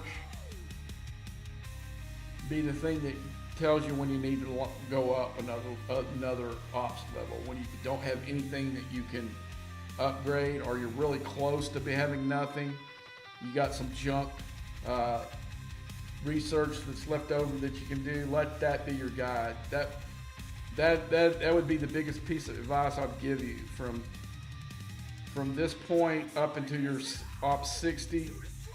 Go in here and look at these research trees and make sure that you're not jumping ahead of yourself. What some of the biggest mistakes that some of these players make is they're misunderstood. This doesn't matter. Looks good. It tells you what ops level you are. What matters is the research you've done, where your ship's levels are, and all that stuff. For the longest time, and that's the reason why some of these guys are no longer in the game, because I was killing them at 2, 3, 4 ops level lower than what they were, because I had stronger ships than they did. And when they came to my base trying to raid me, they really couldn't do it because my base was strong. See, mine's that with only 3 ships in it. See, there's no ship in the game that could one-shot it at that point. Maybe one of these guys that's up in the Billionaires Club that's got the Vengeance completely tiered out is barely below that. But once I put my ships in it, it's way higher than that. There's only been, since I was Ops, I want to say Ops 18, I've been rated 3 times. And 2 of the times it was Scoper's fault. Because something had happened to my shield that I'd placed. And they saw it, they actually gave me compensation without any grief whatsoever. Not saying, hey man, they even offered to give me back my resources the last time that happened. But the problem was I was already to the point where these don't matter to me anymore. I can't do anything with them. So I told them to go ahead and keep it. But what they did is they compensated me in another way. I can't really talk about it, but they did compensate me because they saw that I indeed put a 12-hour shield up, but it only lasted for an hour and a half. And I was asleep, so it wasn't like I went and hit somebody and forgot the shield. They could see that on their end, and they greatly, not to say graciously, but they gave me compensation for it. Was it great? No, it was something. At least it was a gesture on their part to say, hey, that's the first time that they ever admitted that they screwed up to me in any kind of email or anything, and apologized. That's the first really apology I've ever gotten. Was from them from that, and they did compensate. But the other time was at work. I work in a control room, and when I'm in the control room, I'm not seeing real-time data. In there, I didn't know that at the time because usually, as most of y'all know, is when you're getting poor connection, they put a little red thing up here in the top that says that you know that you have poor connection. Didn't have that, and when I went into the system, these ships were moving like they are right now. But the problem is I was not getting real-time data. The only reason I knew that was because I walked outside the buildings. We had the issue with one of the filters, and I went to the filter building, and I looked up as soon as I walked outside. It got all red where people were hitting my base, and I'm like, what the hell? And they'd got like 1 or 2 scoops before I put the shield back up. Had I not went outside, they could have probably rated me for 20 minutes, and it would have never let me know it. That really wasn't really on Scopely's fault. I just know that during incursions or anything like that, I can't do it at work. I just have to say no. I have to do it. I have to shield before I go home and not participate. Or if I do, I need to go outside, take a break, and go outside for a little bit. But yeah, so that really sucks. And the other time was a similar thing. It was back, I think it was in my Op 50s, where the same kind of thing where and one of you guys who does game design actually for another software company, one of you guys in the channel actually told me what happened there. What's happening there is he said what happened there because everybody uses the short shields when they're doing incursions. Because you shield up, you go find another target, you pop it, you go. So you're using a lot of 4-hour shields, per se. So he said what happened was probably that the last shield I put up was a 4-hour shield when the client it wasn't updating the server client from my game. But what he said made sense because I've seen it happen one other time after that. So during incursions, what I always tell people to do, if you're going out for the night, and let me go ahead and put another new shield up. This is what I do from now on. Anytime I'm doing an incursion, I'm not really worried about nobody on my server raiding me. To be completely honest with you. So you put your 12-hour shield off. You exit the game. And this is what he told me to do every time. So far it hasn't.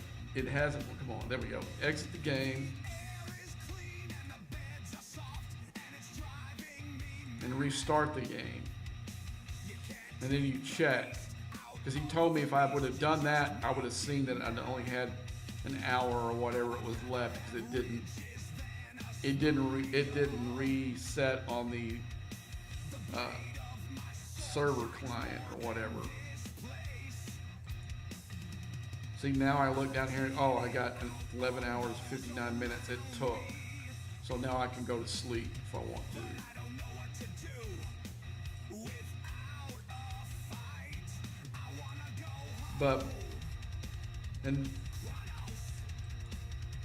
But yeah, the other, I think it was 2 incursions ago that it did it again, but I was online though. I'd put a shield up. I went to go get me something to drink, and when I came down, it was gone. The shield was gone. But luckily nobody was hitting my base or anything. But so I actually told a few of the admirals. I don't think I was in this alliance then. I was still a solo player, so I told the admiral of this alliance and a couple people that I know in this alliance, hey, tell the guys they need, but when they log off for good and they're going to be gone from this screen for a while, to log off after they put their shield up and come back on again and make sure it's the same thing. And I spread that around to several admirals from other alliances too.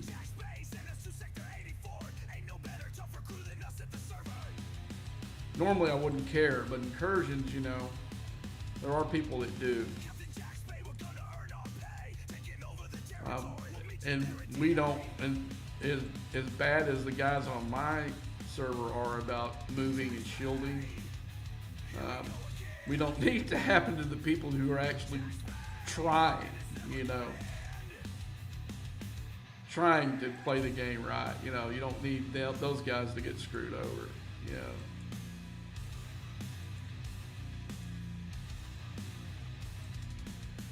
Actually, I don't think I did it. Did I? No, I didn't. Pull this up here. Oh man, come on. So you see, I do got a little bit of hull damage now, so it's not going to be as effective. All right, so I don't have that many juice pulls anymore, so this is probably the only time I do it. I'll send it home actually. All right, I'll need to save this for Thursday and tomorrow night.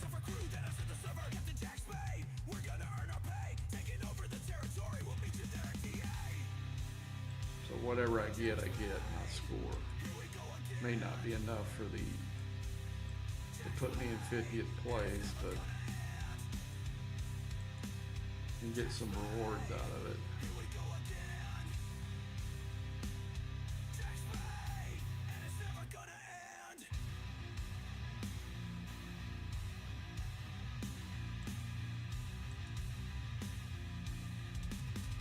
So after we get done here, I know it's been 30 minutes, so I'm going to switch con back on here.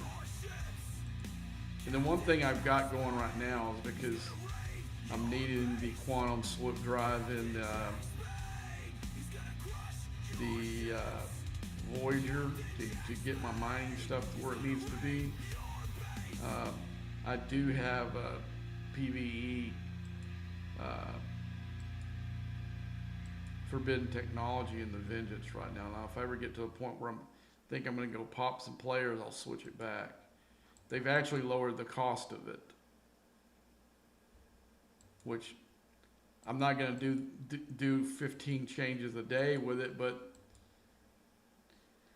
now I'm more inclined to switch if I know I'm going to be doing something like this for more than one run.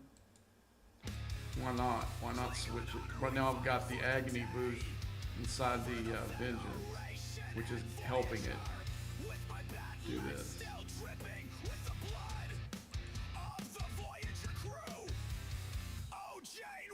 But I do need probably, I don't see myself doing being PvP tomorrow because there's no defenses going on.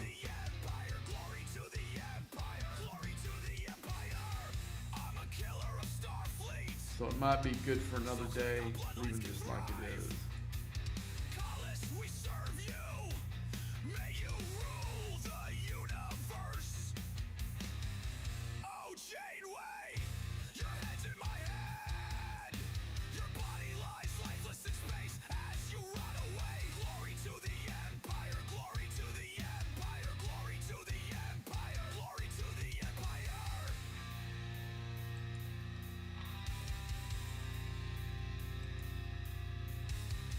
Place am I? Look and see where I'm at. Do I even have a shot? No, I'm at 69, so I gotta move up 19 places. I doubt it.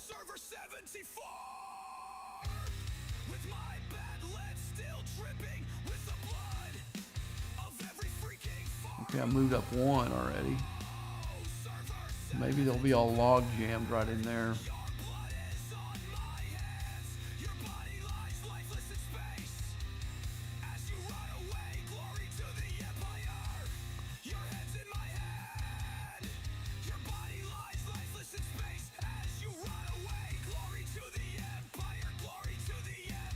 Yeah, I should have done more of this. I wasn't really feeling good earlier today. I just popped on long enough to do the stuff that you saw. And then right before I came on, I went and grabbed me something to eat real quick. And then we done some purges. I was going to come on then, and then everybody said, hey, let's do some surges here, man. I said, I got some starts.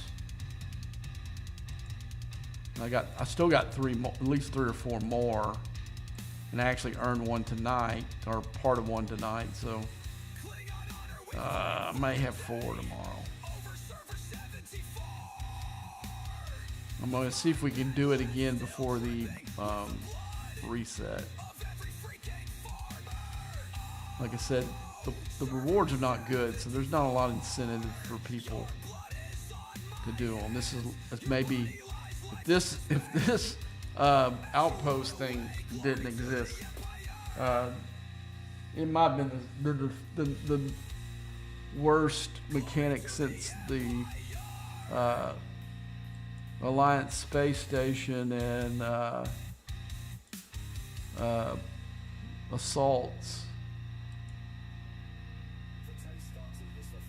But yeah, it's like Mr. Tiger said, you know, when they came up with the surge and all that stuff, it was like Mr. Tiger, you know, when everybody was saying how horrible the payouts and everything was on it. It's like he was like said, well, hold my beer.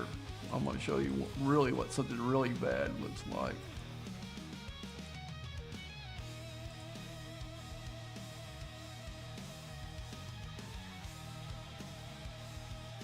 I mean, you know what, his concept there is not a bad one, but the rewards and the fact that they don't work right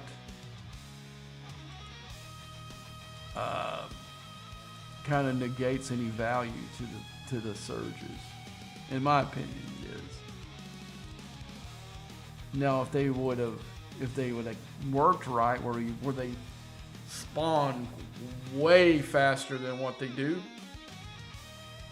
and the rewards, you put the rewards like 15 times on what they got, where if I do, you know, 3 runs, I should have enough loot to make at least 1 research.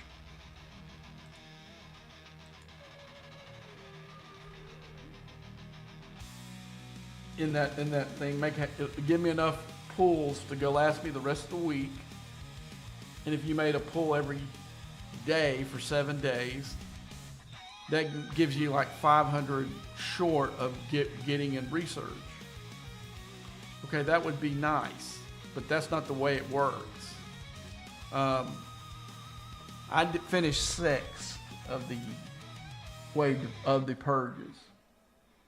I have enough loot. I had enough loot for tonight, and I'll have enough loot for tomorrow.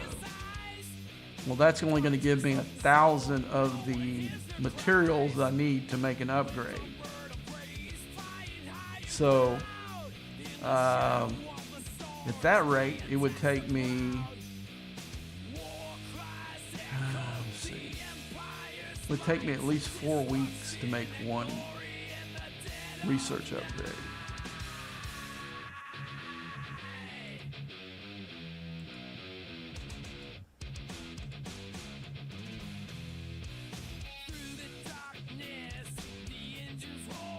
So right now the payouts are just god awful. I'll actually show you. What's it telling me here? Oh, I can level this up. I've got enough of the loot now. No, thank you. I don't need it.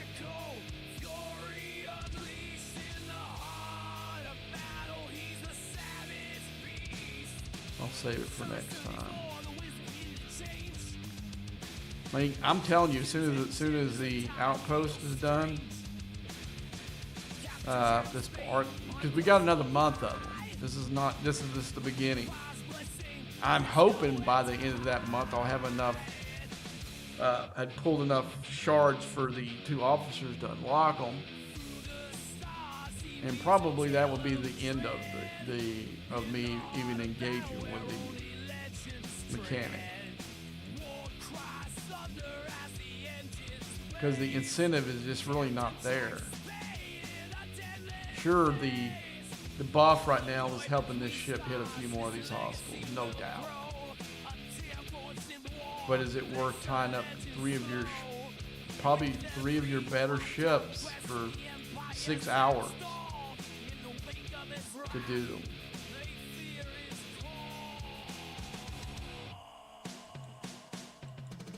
But they got something in their head with the release of the Dauntless, the release of the Reliant, and now the release of this, that some auto grinding thing is what this game needs the most. Well, I disagree.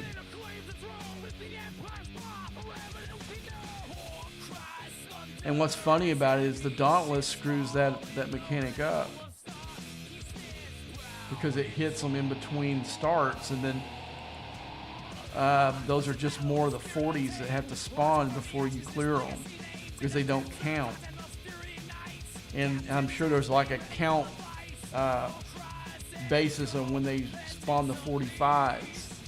So all the ones these guys that are taking, they're auto grinding all the whole time that they're in there, they're actually hurting the Alliance, or help hurting the Alliance as a whole, because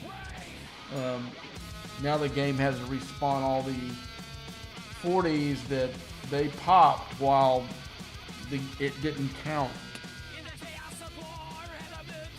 And I actually talked in channel saying, hey, we need to tell guys to leave those damn ships home, because it's actually hurting the rest of us. Sure, they're getting a shitload of hits, because that's all it does over and over and over again, but it hurts the rest of us because the game's got to spawn those ships back. And that's something I can't get them to do. And then you get other guys that, so-and-so's popping them, I need to pop them too. And now you got guys with the regular ships popping them before it starts. And you're just kind of like, you want to just put your head through a wall. Because you will say over and over, don't hit these ships until it starts. And they just do it anyway. And that's why I don't like these type of mechanics. Because any mechanic, I've got to have some kind of assurance that the guy that's doing it with me has their shit together, is a bad mechanic. Because I don't have any control of what people he puts in the ship, what ships he brings. Does he actually know what he's doing? I don't have any control of that, but his play is going to determine the outcome of the mechanic when it's a group mechanic.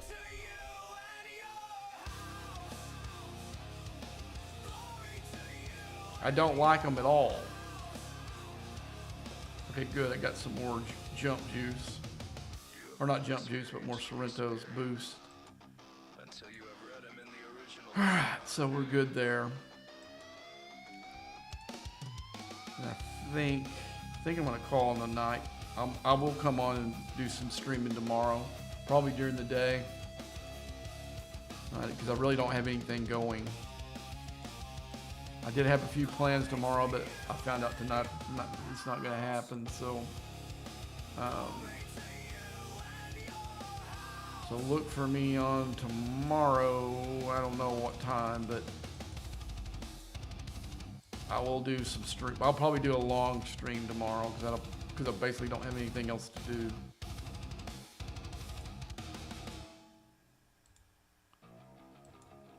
And it also depends on how much new stuff they put in. If it's barren like it is today, then it makes it kind of tough.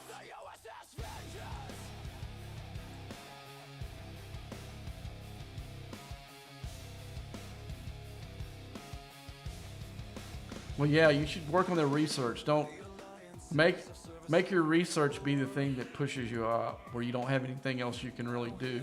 I mean, you can kind of just blow off, some of the stuff that's less important. I'm talking about like the stuff that your combat tree, your galaxy tree, some of the station stuff is really good.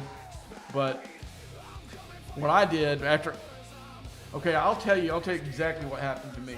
And it was right at your level too, Dustin, is I'm worried okay, let me go into the research. So when I was like I said, I was Ops 26 around the first 3 weeks of the game. Let's see, does that mean? Was it great? What was it? Green, like it had an update. Okay, upgrade. All right, so let's go into here. Now this one I always had locked down. I took it as far as I could always go. You know, wherever it, you know, where your ops level locks you out, where you can't go any higher. I was always there before I went out. But what I neglected was this tree, because I looked at all the front of it. It's all mining shit, and I'm like, I don't care about mining. You know, I'll do it for my dailies and whatnot. But this was never hugely. But what I didn't see, as you back through here, then you start getting into interceptor parts. Here's a hull boost, shield boost. Then you get point. You know, here, but jumps up your points when you're for your reputation. You got all this, you know, different stuff for your ship. Well, when I'm looking at it here, I'm saying, oh man, this is another mining crap. So I really didn't do a whole lot in that. So when I get I think it was my Bortus. So I get my Bortus tiered out, right? And I notice my Bortus is like low compared to all the other guys that got it tiered out. And what I found out is I hadn't done a bunch of there was some in here in the station that I skipped, and there was a bunch in this galaxy tree that I didn't have done that would have helped that ship greatly. And see, we didn't even have. There was some stuff in the away team stuff, but I think I was good with that too, because I saw we didn't have this part of it. I think it started.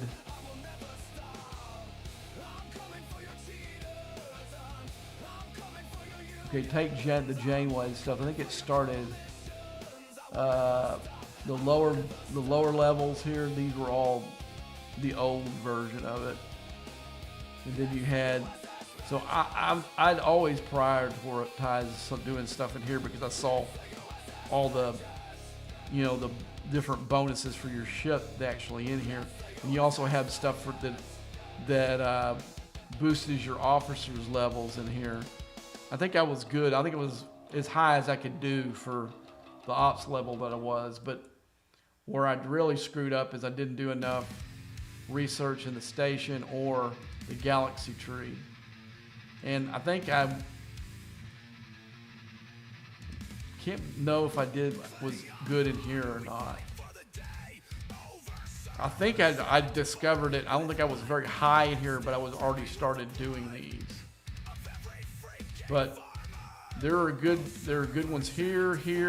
There's some there. There's some there.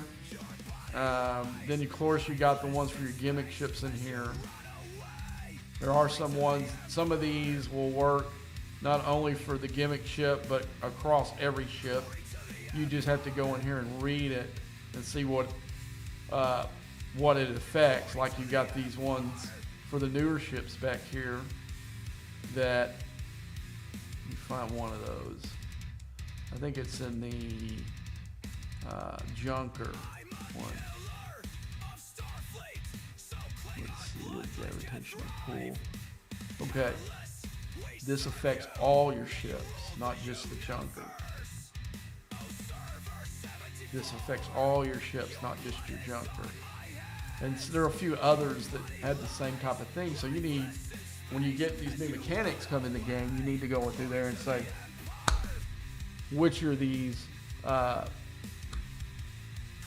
research am I going to prioritize? Like I think I showed you guys in the Mirrorverse one earlier with the stuff. See, I've got ones I can do the battleship right now, but the thing that okay, I didn't see I had enough for that. That is one of the priority. That one lowers the cost of para. So the next one I need to do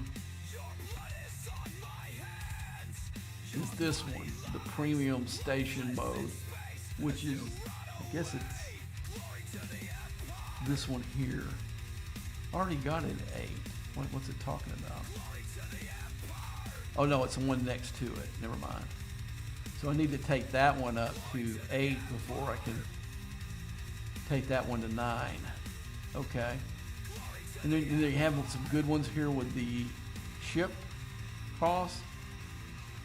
But right now, you know, my G6 stuff, it would be nice to have it. But right now, the one for the station, where I was at when this came into the game, none of the station stuff really mattered. So I never really did it, but now it does. So what's this one? This one's oil, gas. We kept upgrading ships. That's one we'll come back after I get this one done. And I think the next one that I will get that will help my combat one will be this one. The isolytic defense one. Now there's one that has, now all these are good up here, you know. Critical damage against player targets. That's a really good one.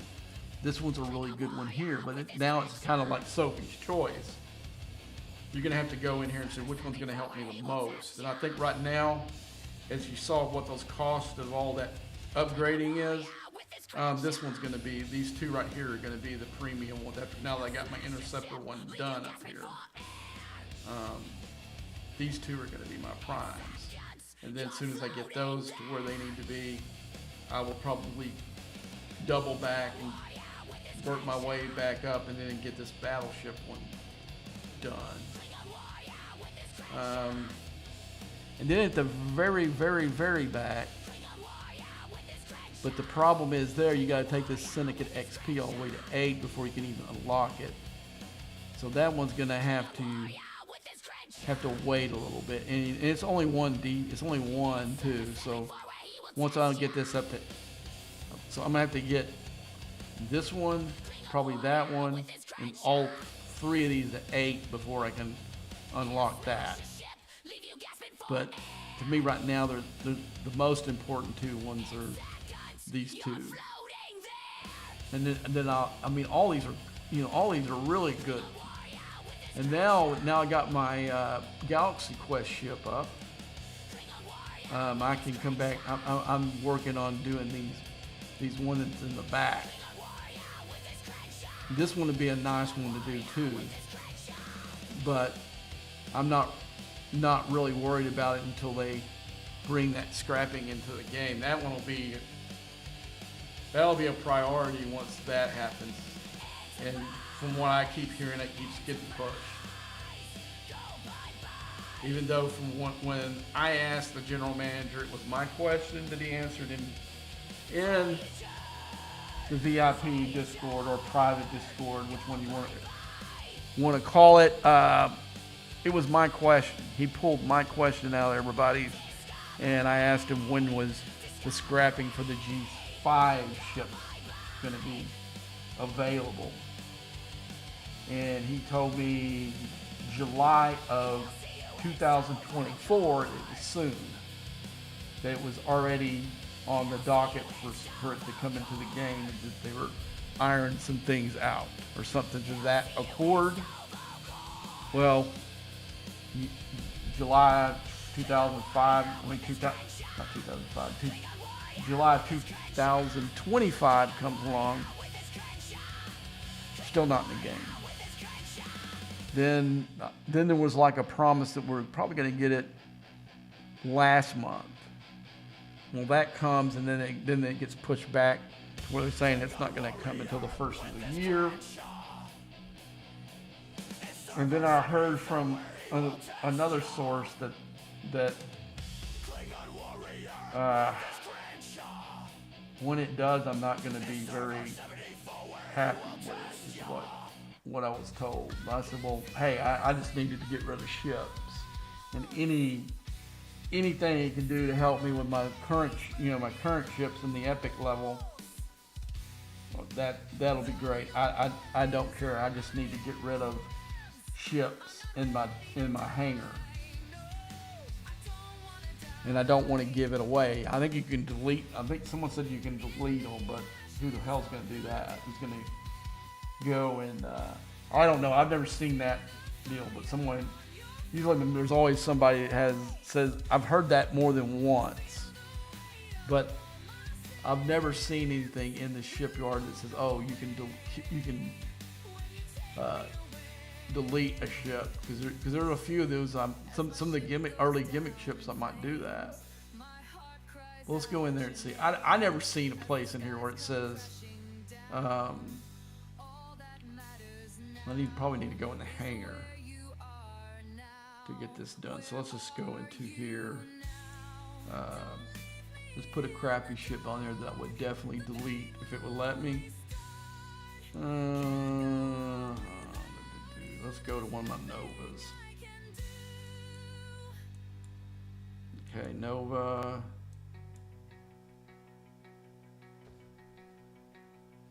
I don't see that anywhere.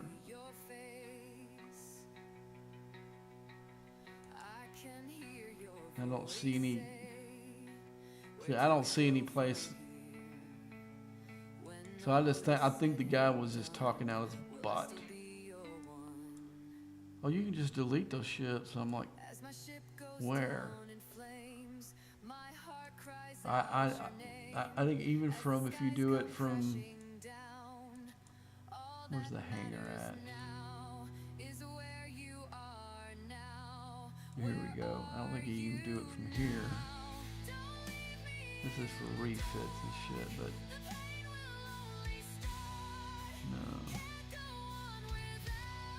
no. See, if in a perfect world,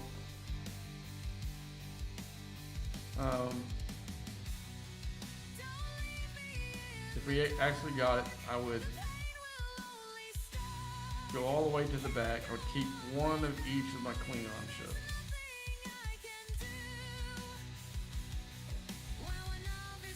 I would love to delete this ship, but every once in a while they force you in some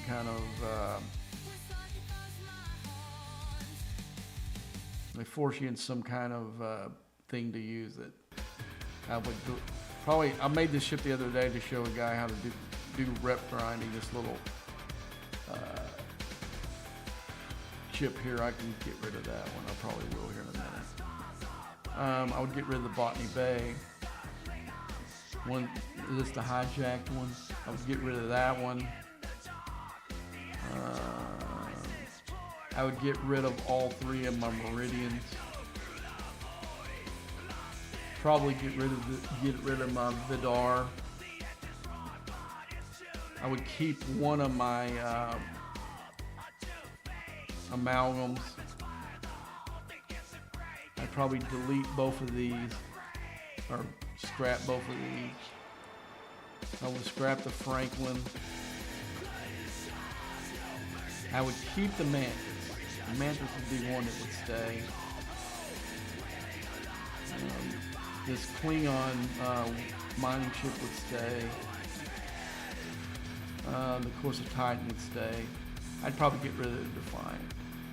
Defiant would definitely hit the road. Probably the Voyager too. And definitely this ship. All these Selkies would be gone. I'd probably delete one of my NX-01s. And I'd probably keep my biggest Selkie and get rid of the other ones. I would not delete, but I would scrap all the G5, G4, I don't think I have any G4, but any G5 Federation or Romulan ships except for the Enterprise. And maybe the Cozy and the Titan, because I just think they're cool looking ships. No other reason than that. And it was a good ship for me. I would definitely delete one. See, I've got 3 of them. I would definitely would scrap 2 of them. And I would not. I would keep only 1 epic Rotaran, and I would only keep 1 epic Enterprise. I would definitely. This Minerva would be gone. I don't think it would let you do G6, but we're playing Perfect World. I would go ahead and scrap my Minerva, or not Minerva, but Akira. I would scrap.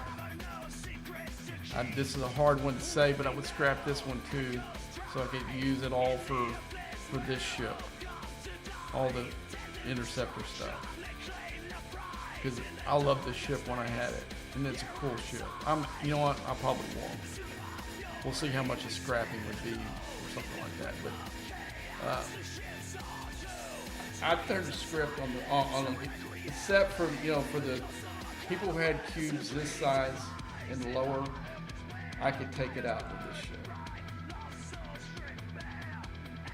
Now the size of my big cube, where it's like 160 million, no, hell no, I didn't have a shot at that. But if you want whatever tier this is, tier 16 and below, I can crew this ship to take that sucker out.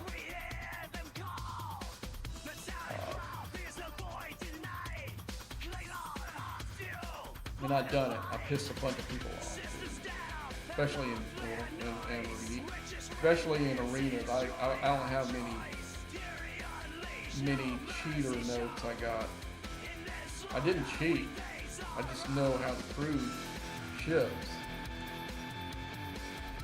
I mean, there was no cheating involved. I had the triangle, and if you look at the power rating of this ship, it's not that much lower, and it's not that much lower than the cube is.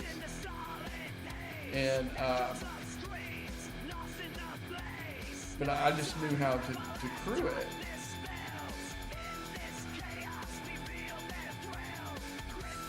And I actually do think because of the battle triangle, the interceptor strike team, because of the triangle, and I'll state that because of the triangle, does have the advantage over the battleship. But I do think the battleship, from what it does, is the best crew. But it doesn't overcome a ship that's near the same power that has the guy knows how to use his lower decks. I guess that was more the key, is what I had lower deck. And there are a lot of people that were under the. Now I'll give y'all a lesson here. This is a lesson that you want. The Queen crew with Dazik and the other board guy is a hell of a crew under below deck. They're one of the most powerful lower deck combinations that's still in the game. I would say the only one I would put above that is DeMarco. DeMarco's to me is the best PvP lower deck officer you can have down there, and especially if you can pair him up with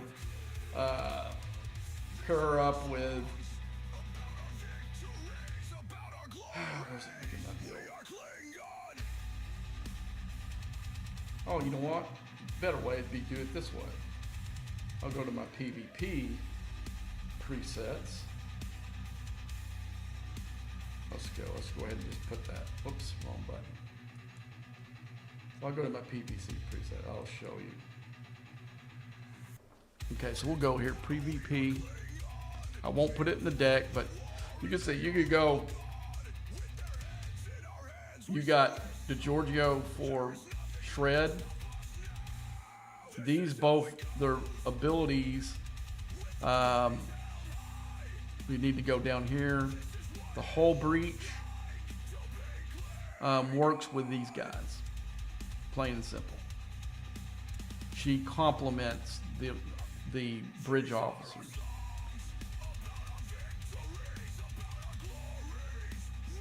You get an apex barrier boost from Tuvok here. And DeMarco she gives you the isolytic cascade damage against any player at any state by 80%. And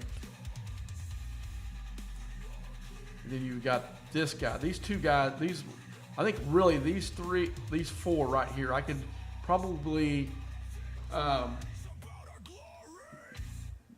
mess around and maybe get a little bit better if I put in, what's that guy, the other one was in that thing. He's really good too. But I think he worked better. He looked like he worked better in the Enterprise than he did on the Interceptors, from what I've seen. But you put DeMarco, you put Joe Cam or whatever, however you say his name, and pick Hugh. What Pick Hugh's going to do is going to repair your hull. I got him tiered out 35%. That's going to be key. That's going to be a key one. You got, like I said, you got her with the Apex Shred. You know, I got increases Apex Shred by 100%. These are just deadly. And I think she's the queen of it all.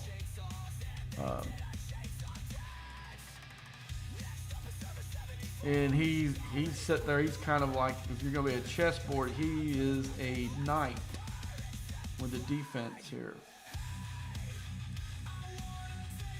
He increases your acyclic defense by 500%. These two together with her and then him repairing your hull after every round, hard to beat. But what you don't want to do is you don't want the Queen crew with the Freeman Carroll crew. And you say why? Because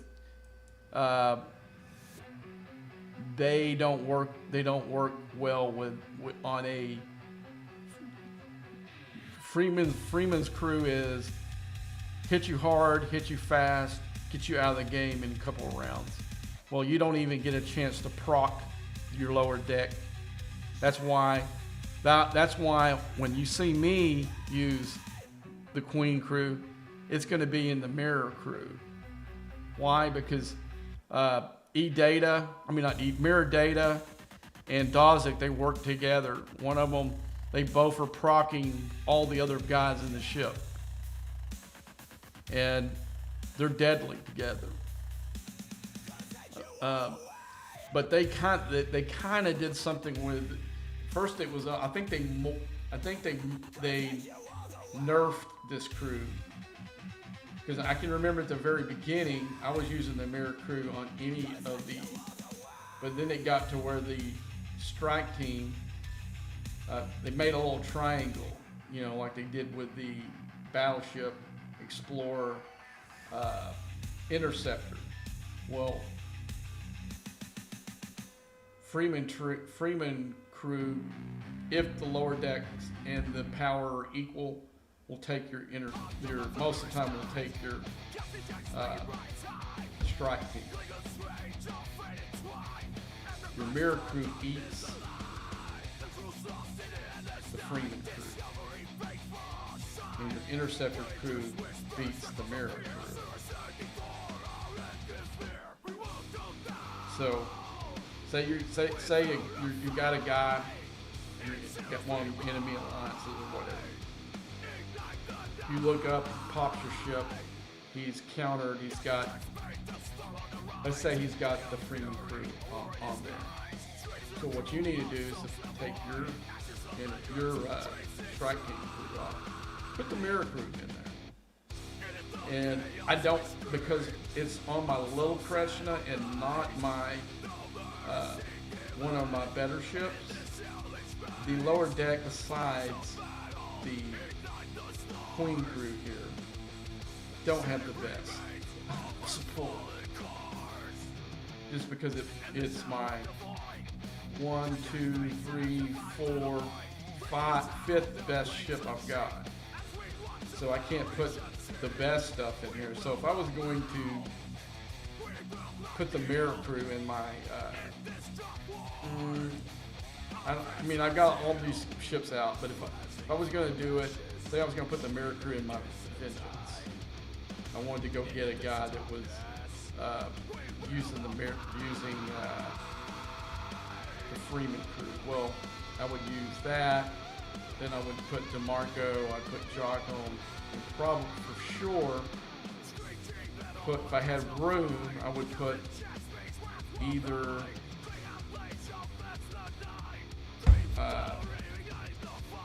Section 31 to Giorgio, or I would put pick you there. And if I got room for both of those officers, then I'd definitely use them. Like if I had like a full boat, you know. But the thing is the whole thing is now it's more than just who's up here, it's also who's down here. And you can kind of even see that in PvE as well. One of these, say, I'm right on the edge of being able to effectively grind. That could be the change of taking a board queue out and put another officer in its place, or, or one of these. Not necessarily well, I still got. Oh man, no wonder I was. Where's her at?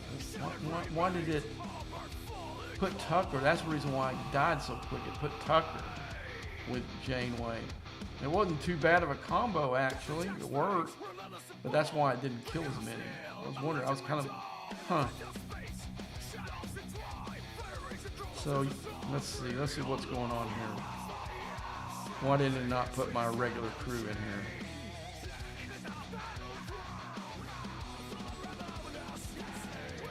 Okay, well, yeah, Doctor's in the B ship, but I should have noticed that. I put Seska in his place. I think I did that earlier. I just didn't go to that preset. It's fine, though. We're gonna go back up there. Well, we'll do one more round. Nah, but I just know that I screwed up and then put Seska up there. Seska should have been right there instead of Tucker, but Tucker did okay. But Tucker's a pretty good officer, actually. If we had less PvE officers than what we do,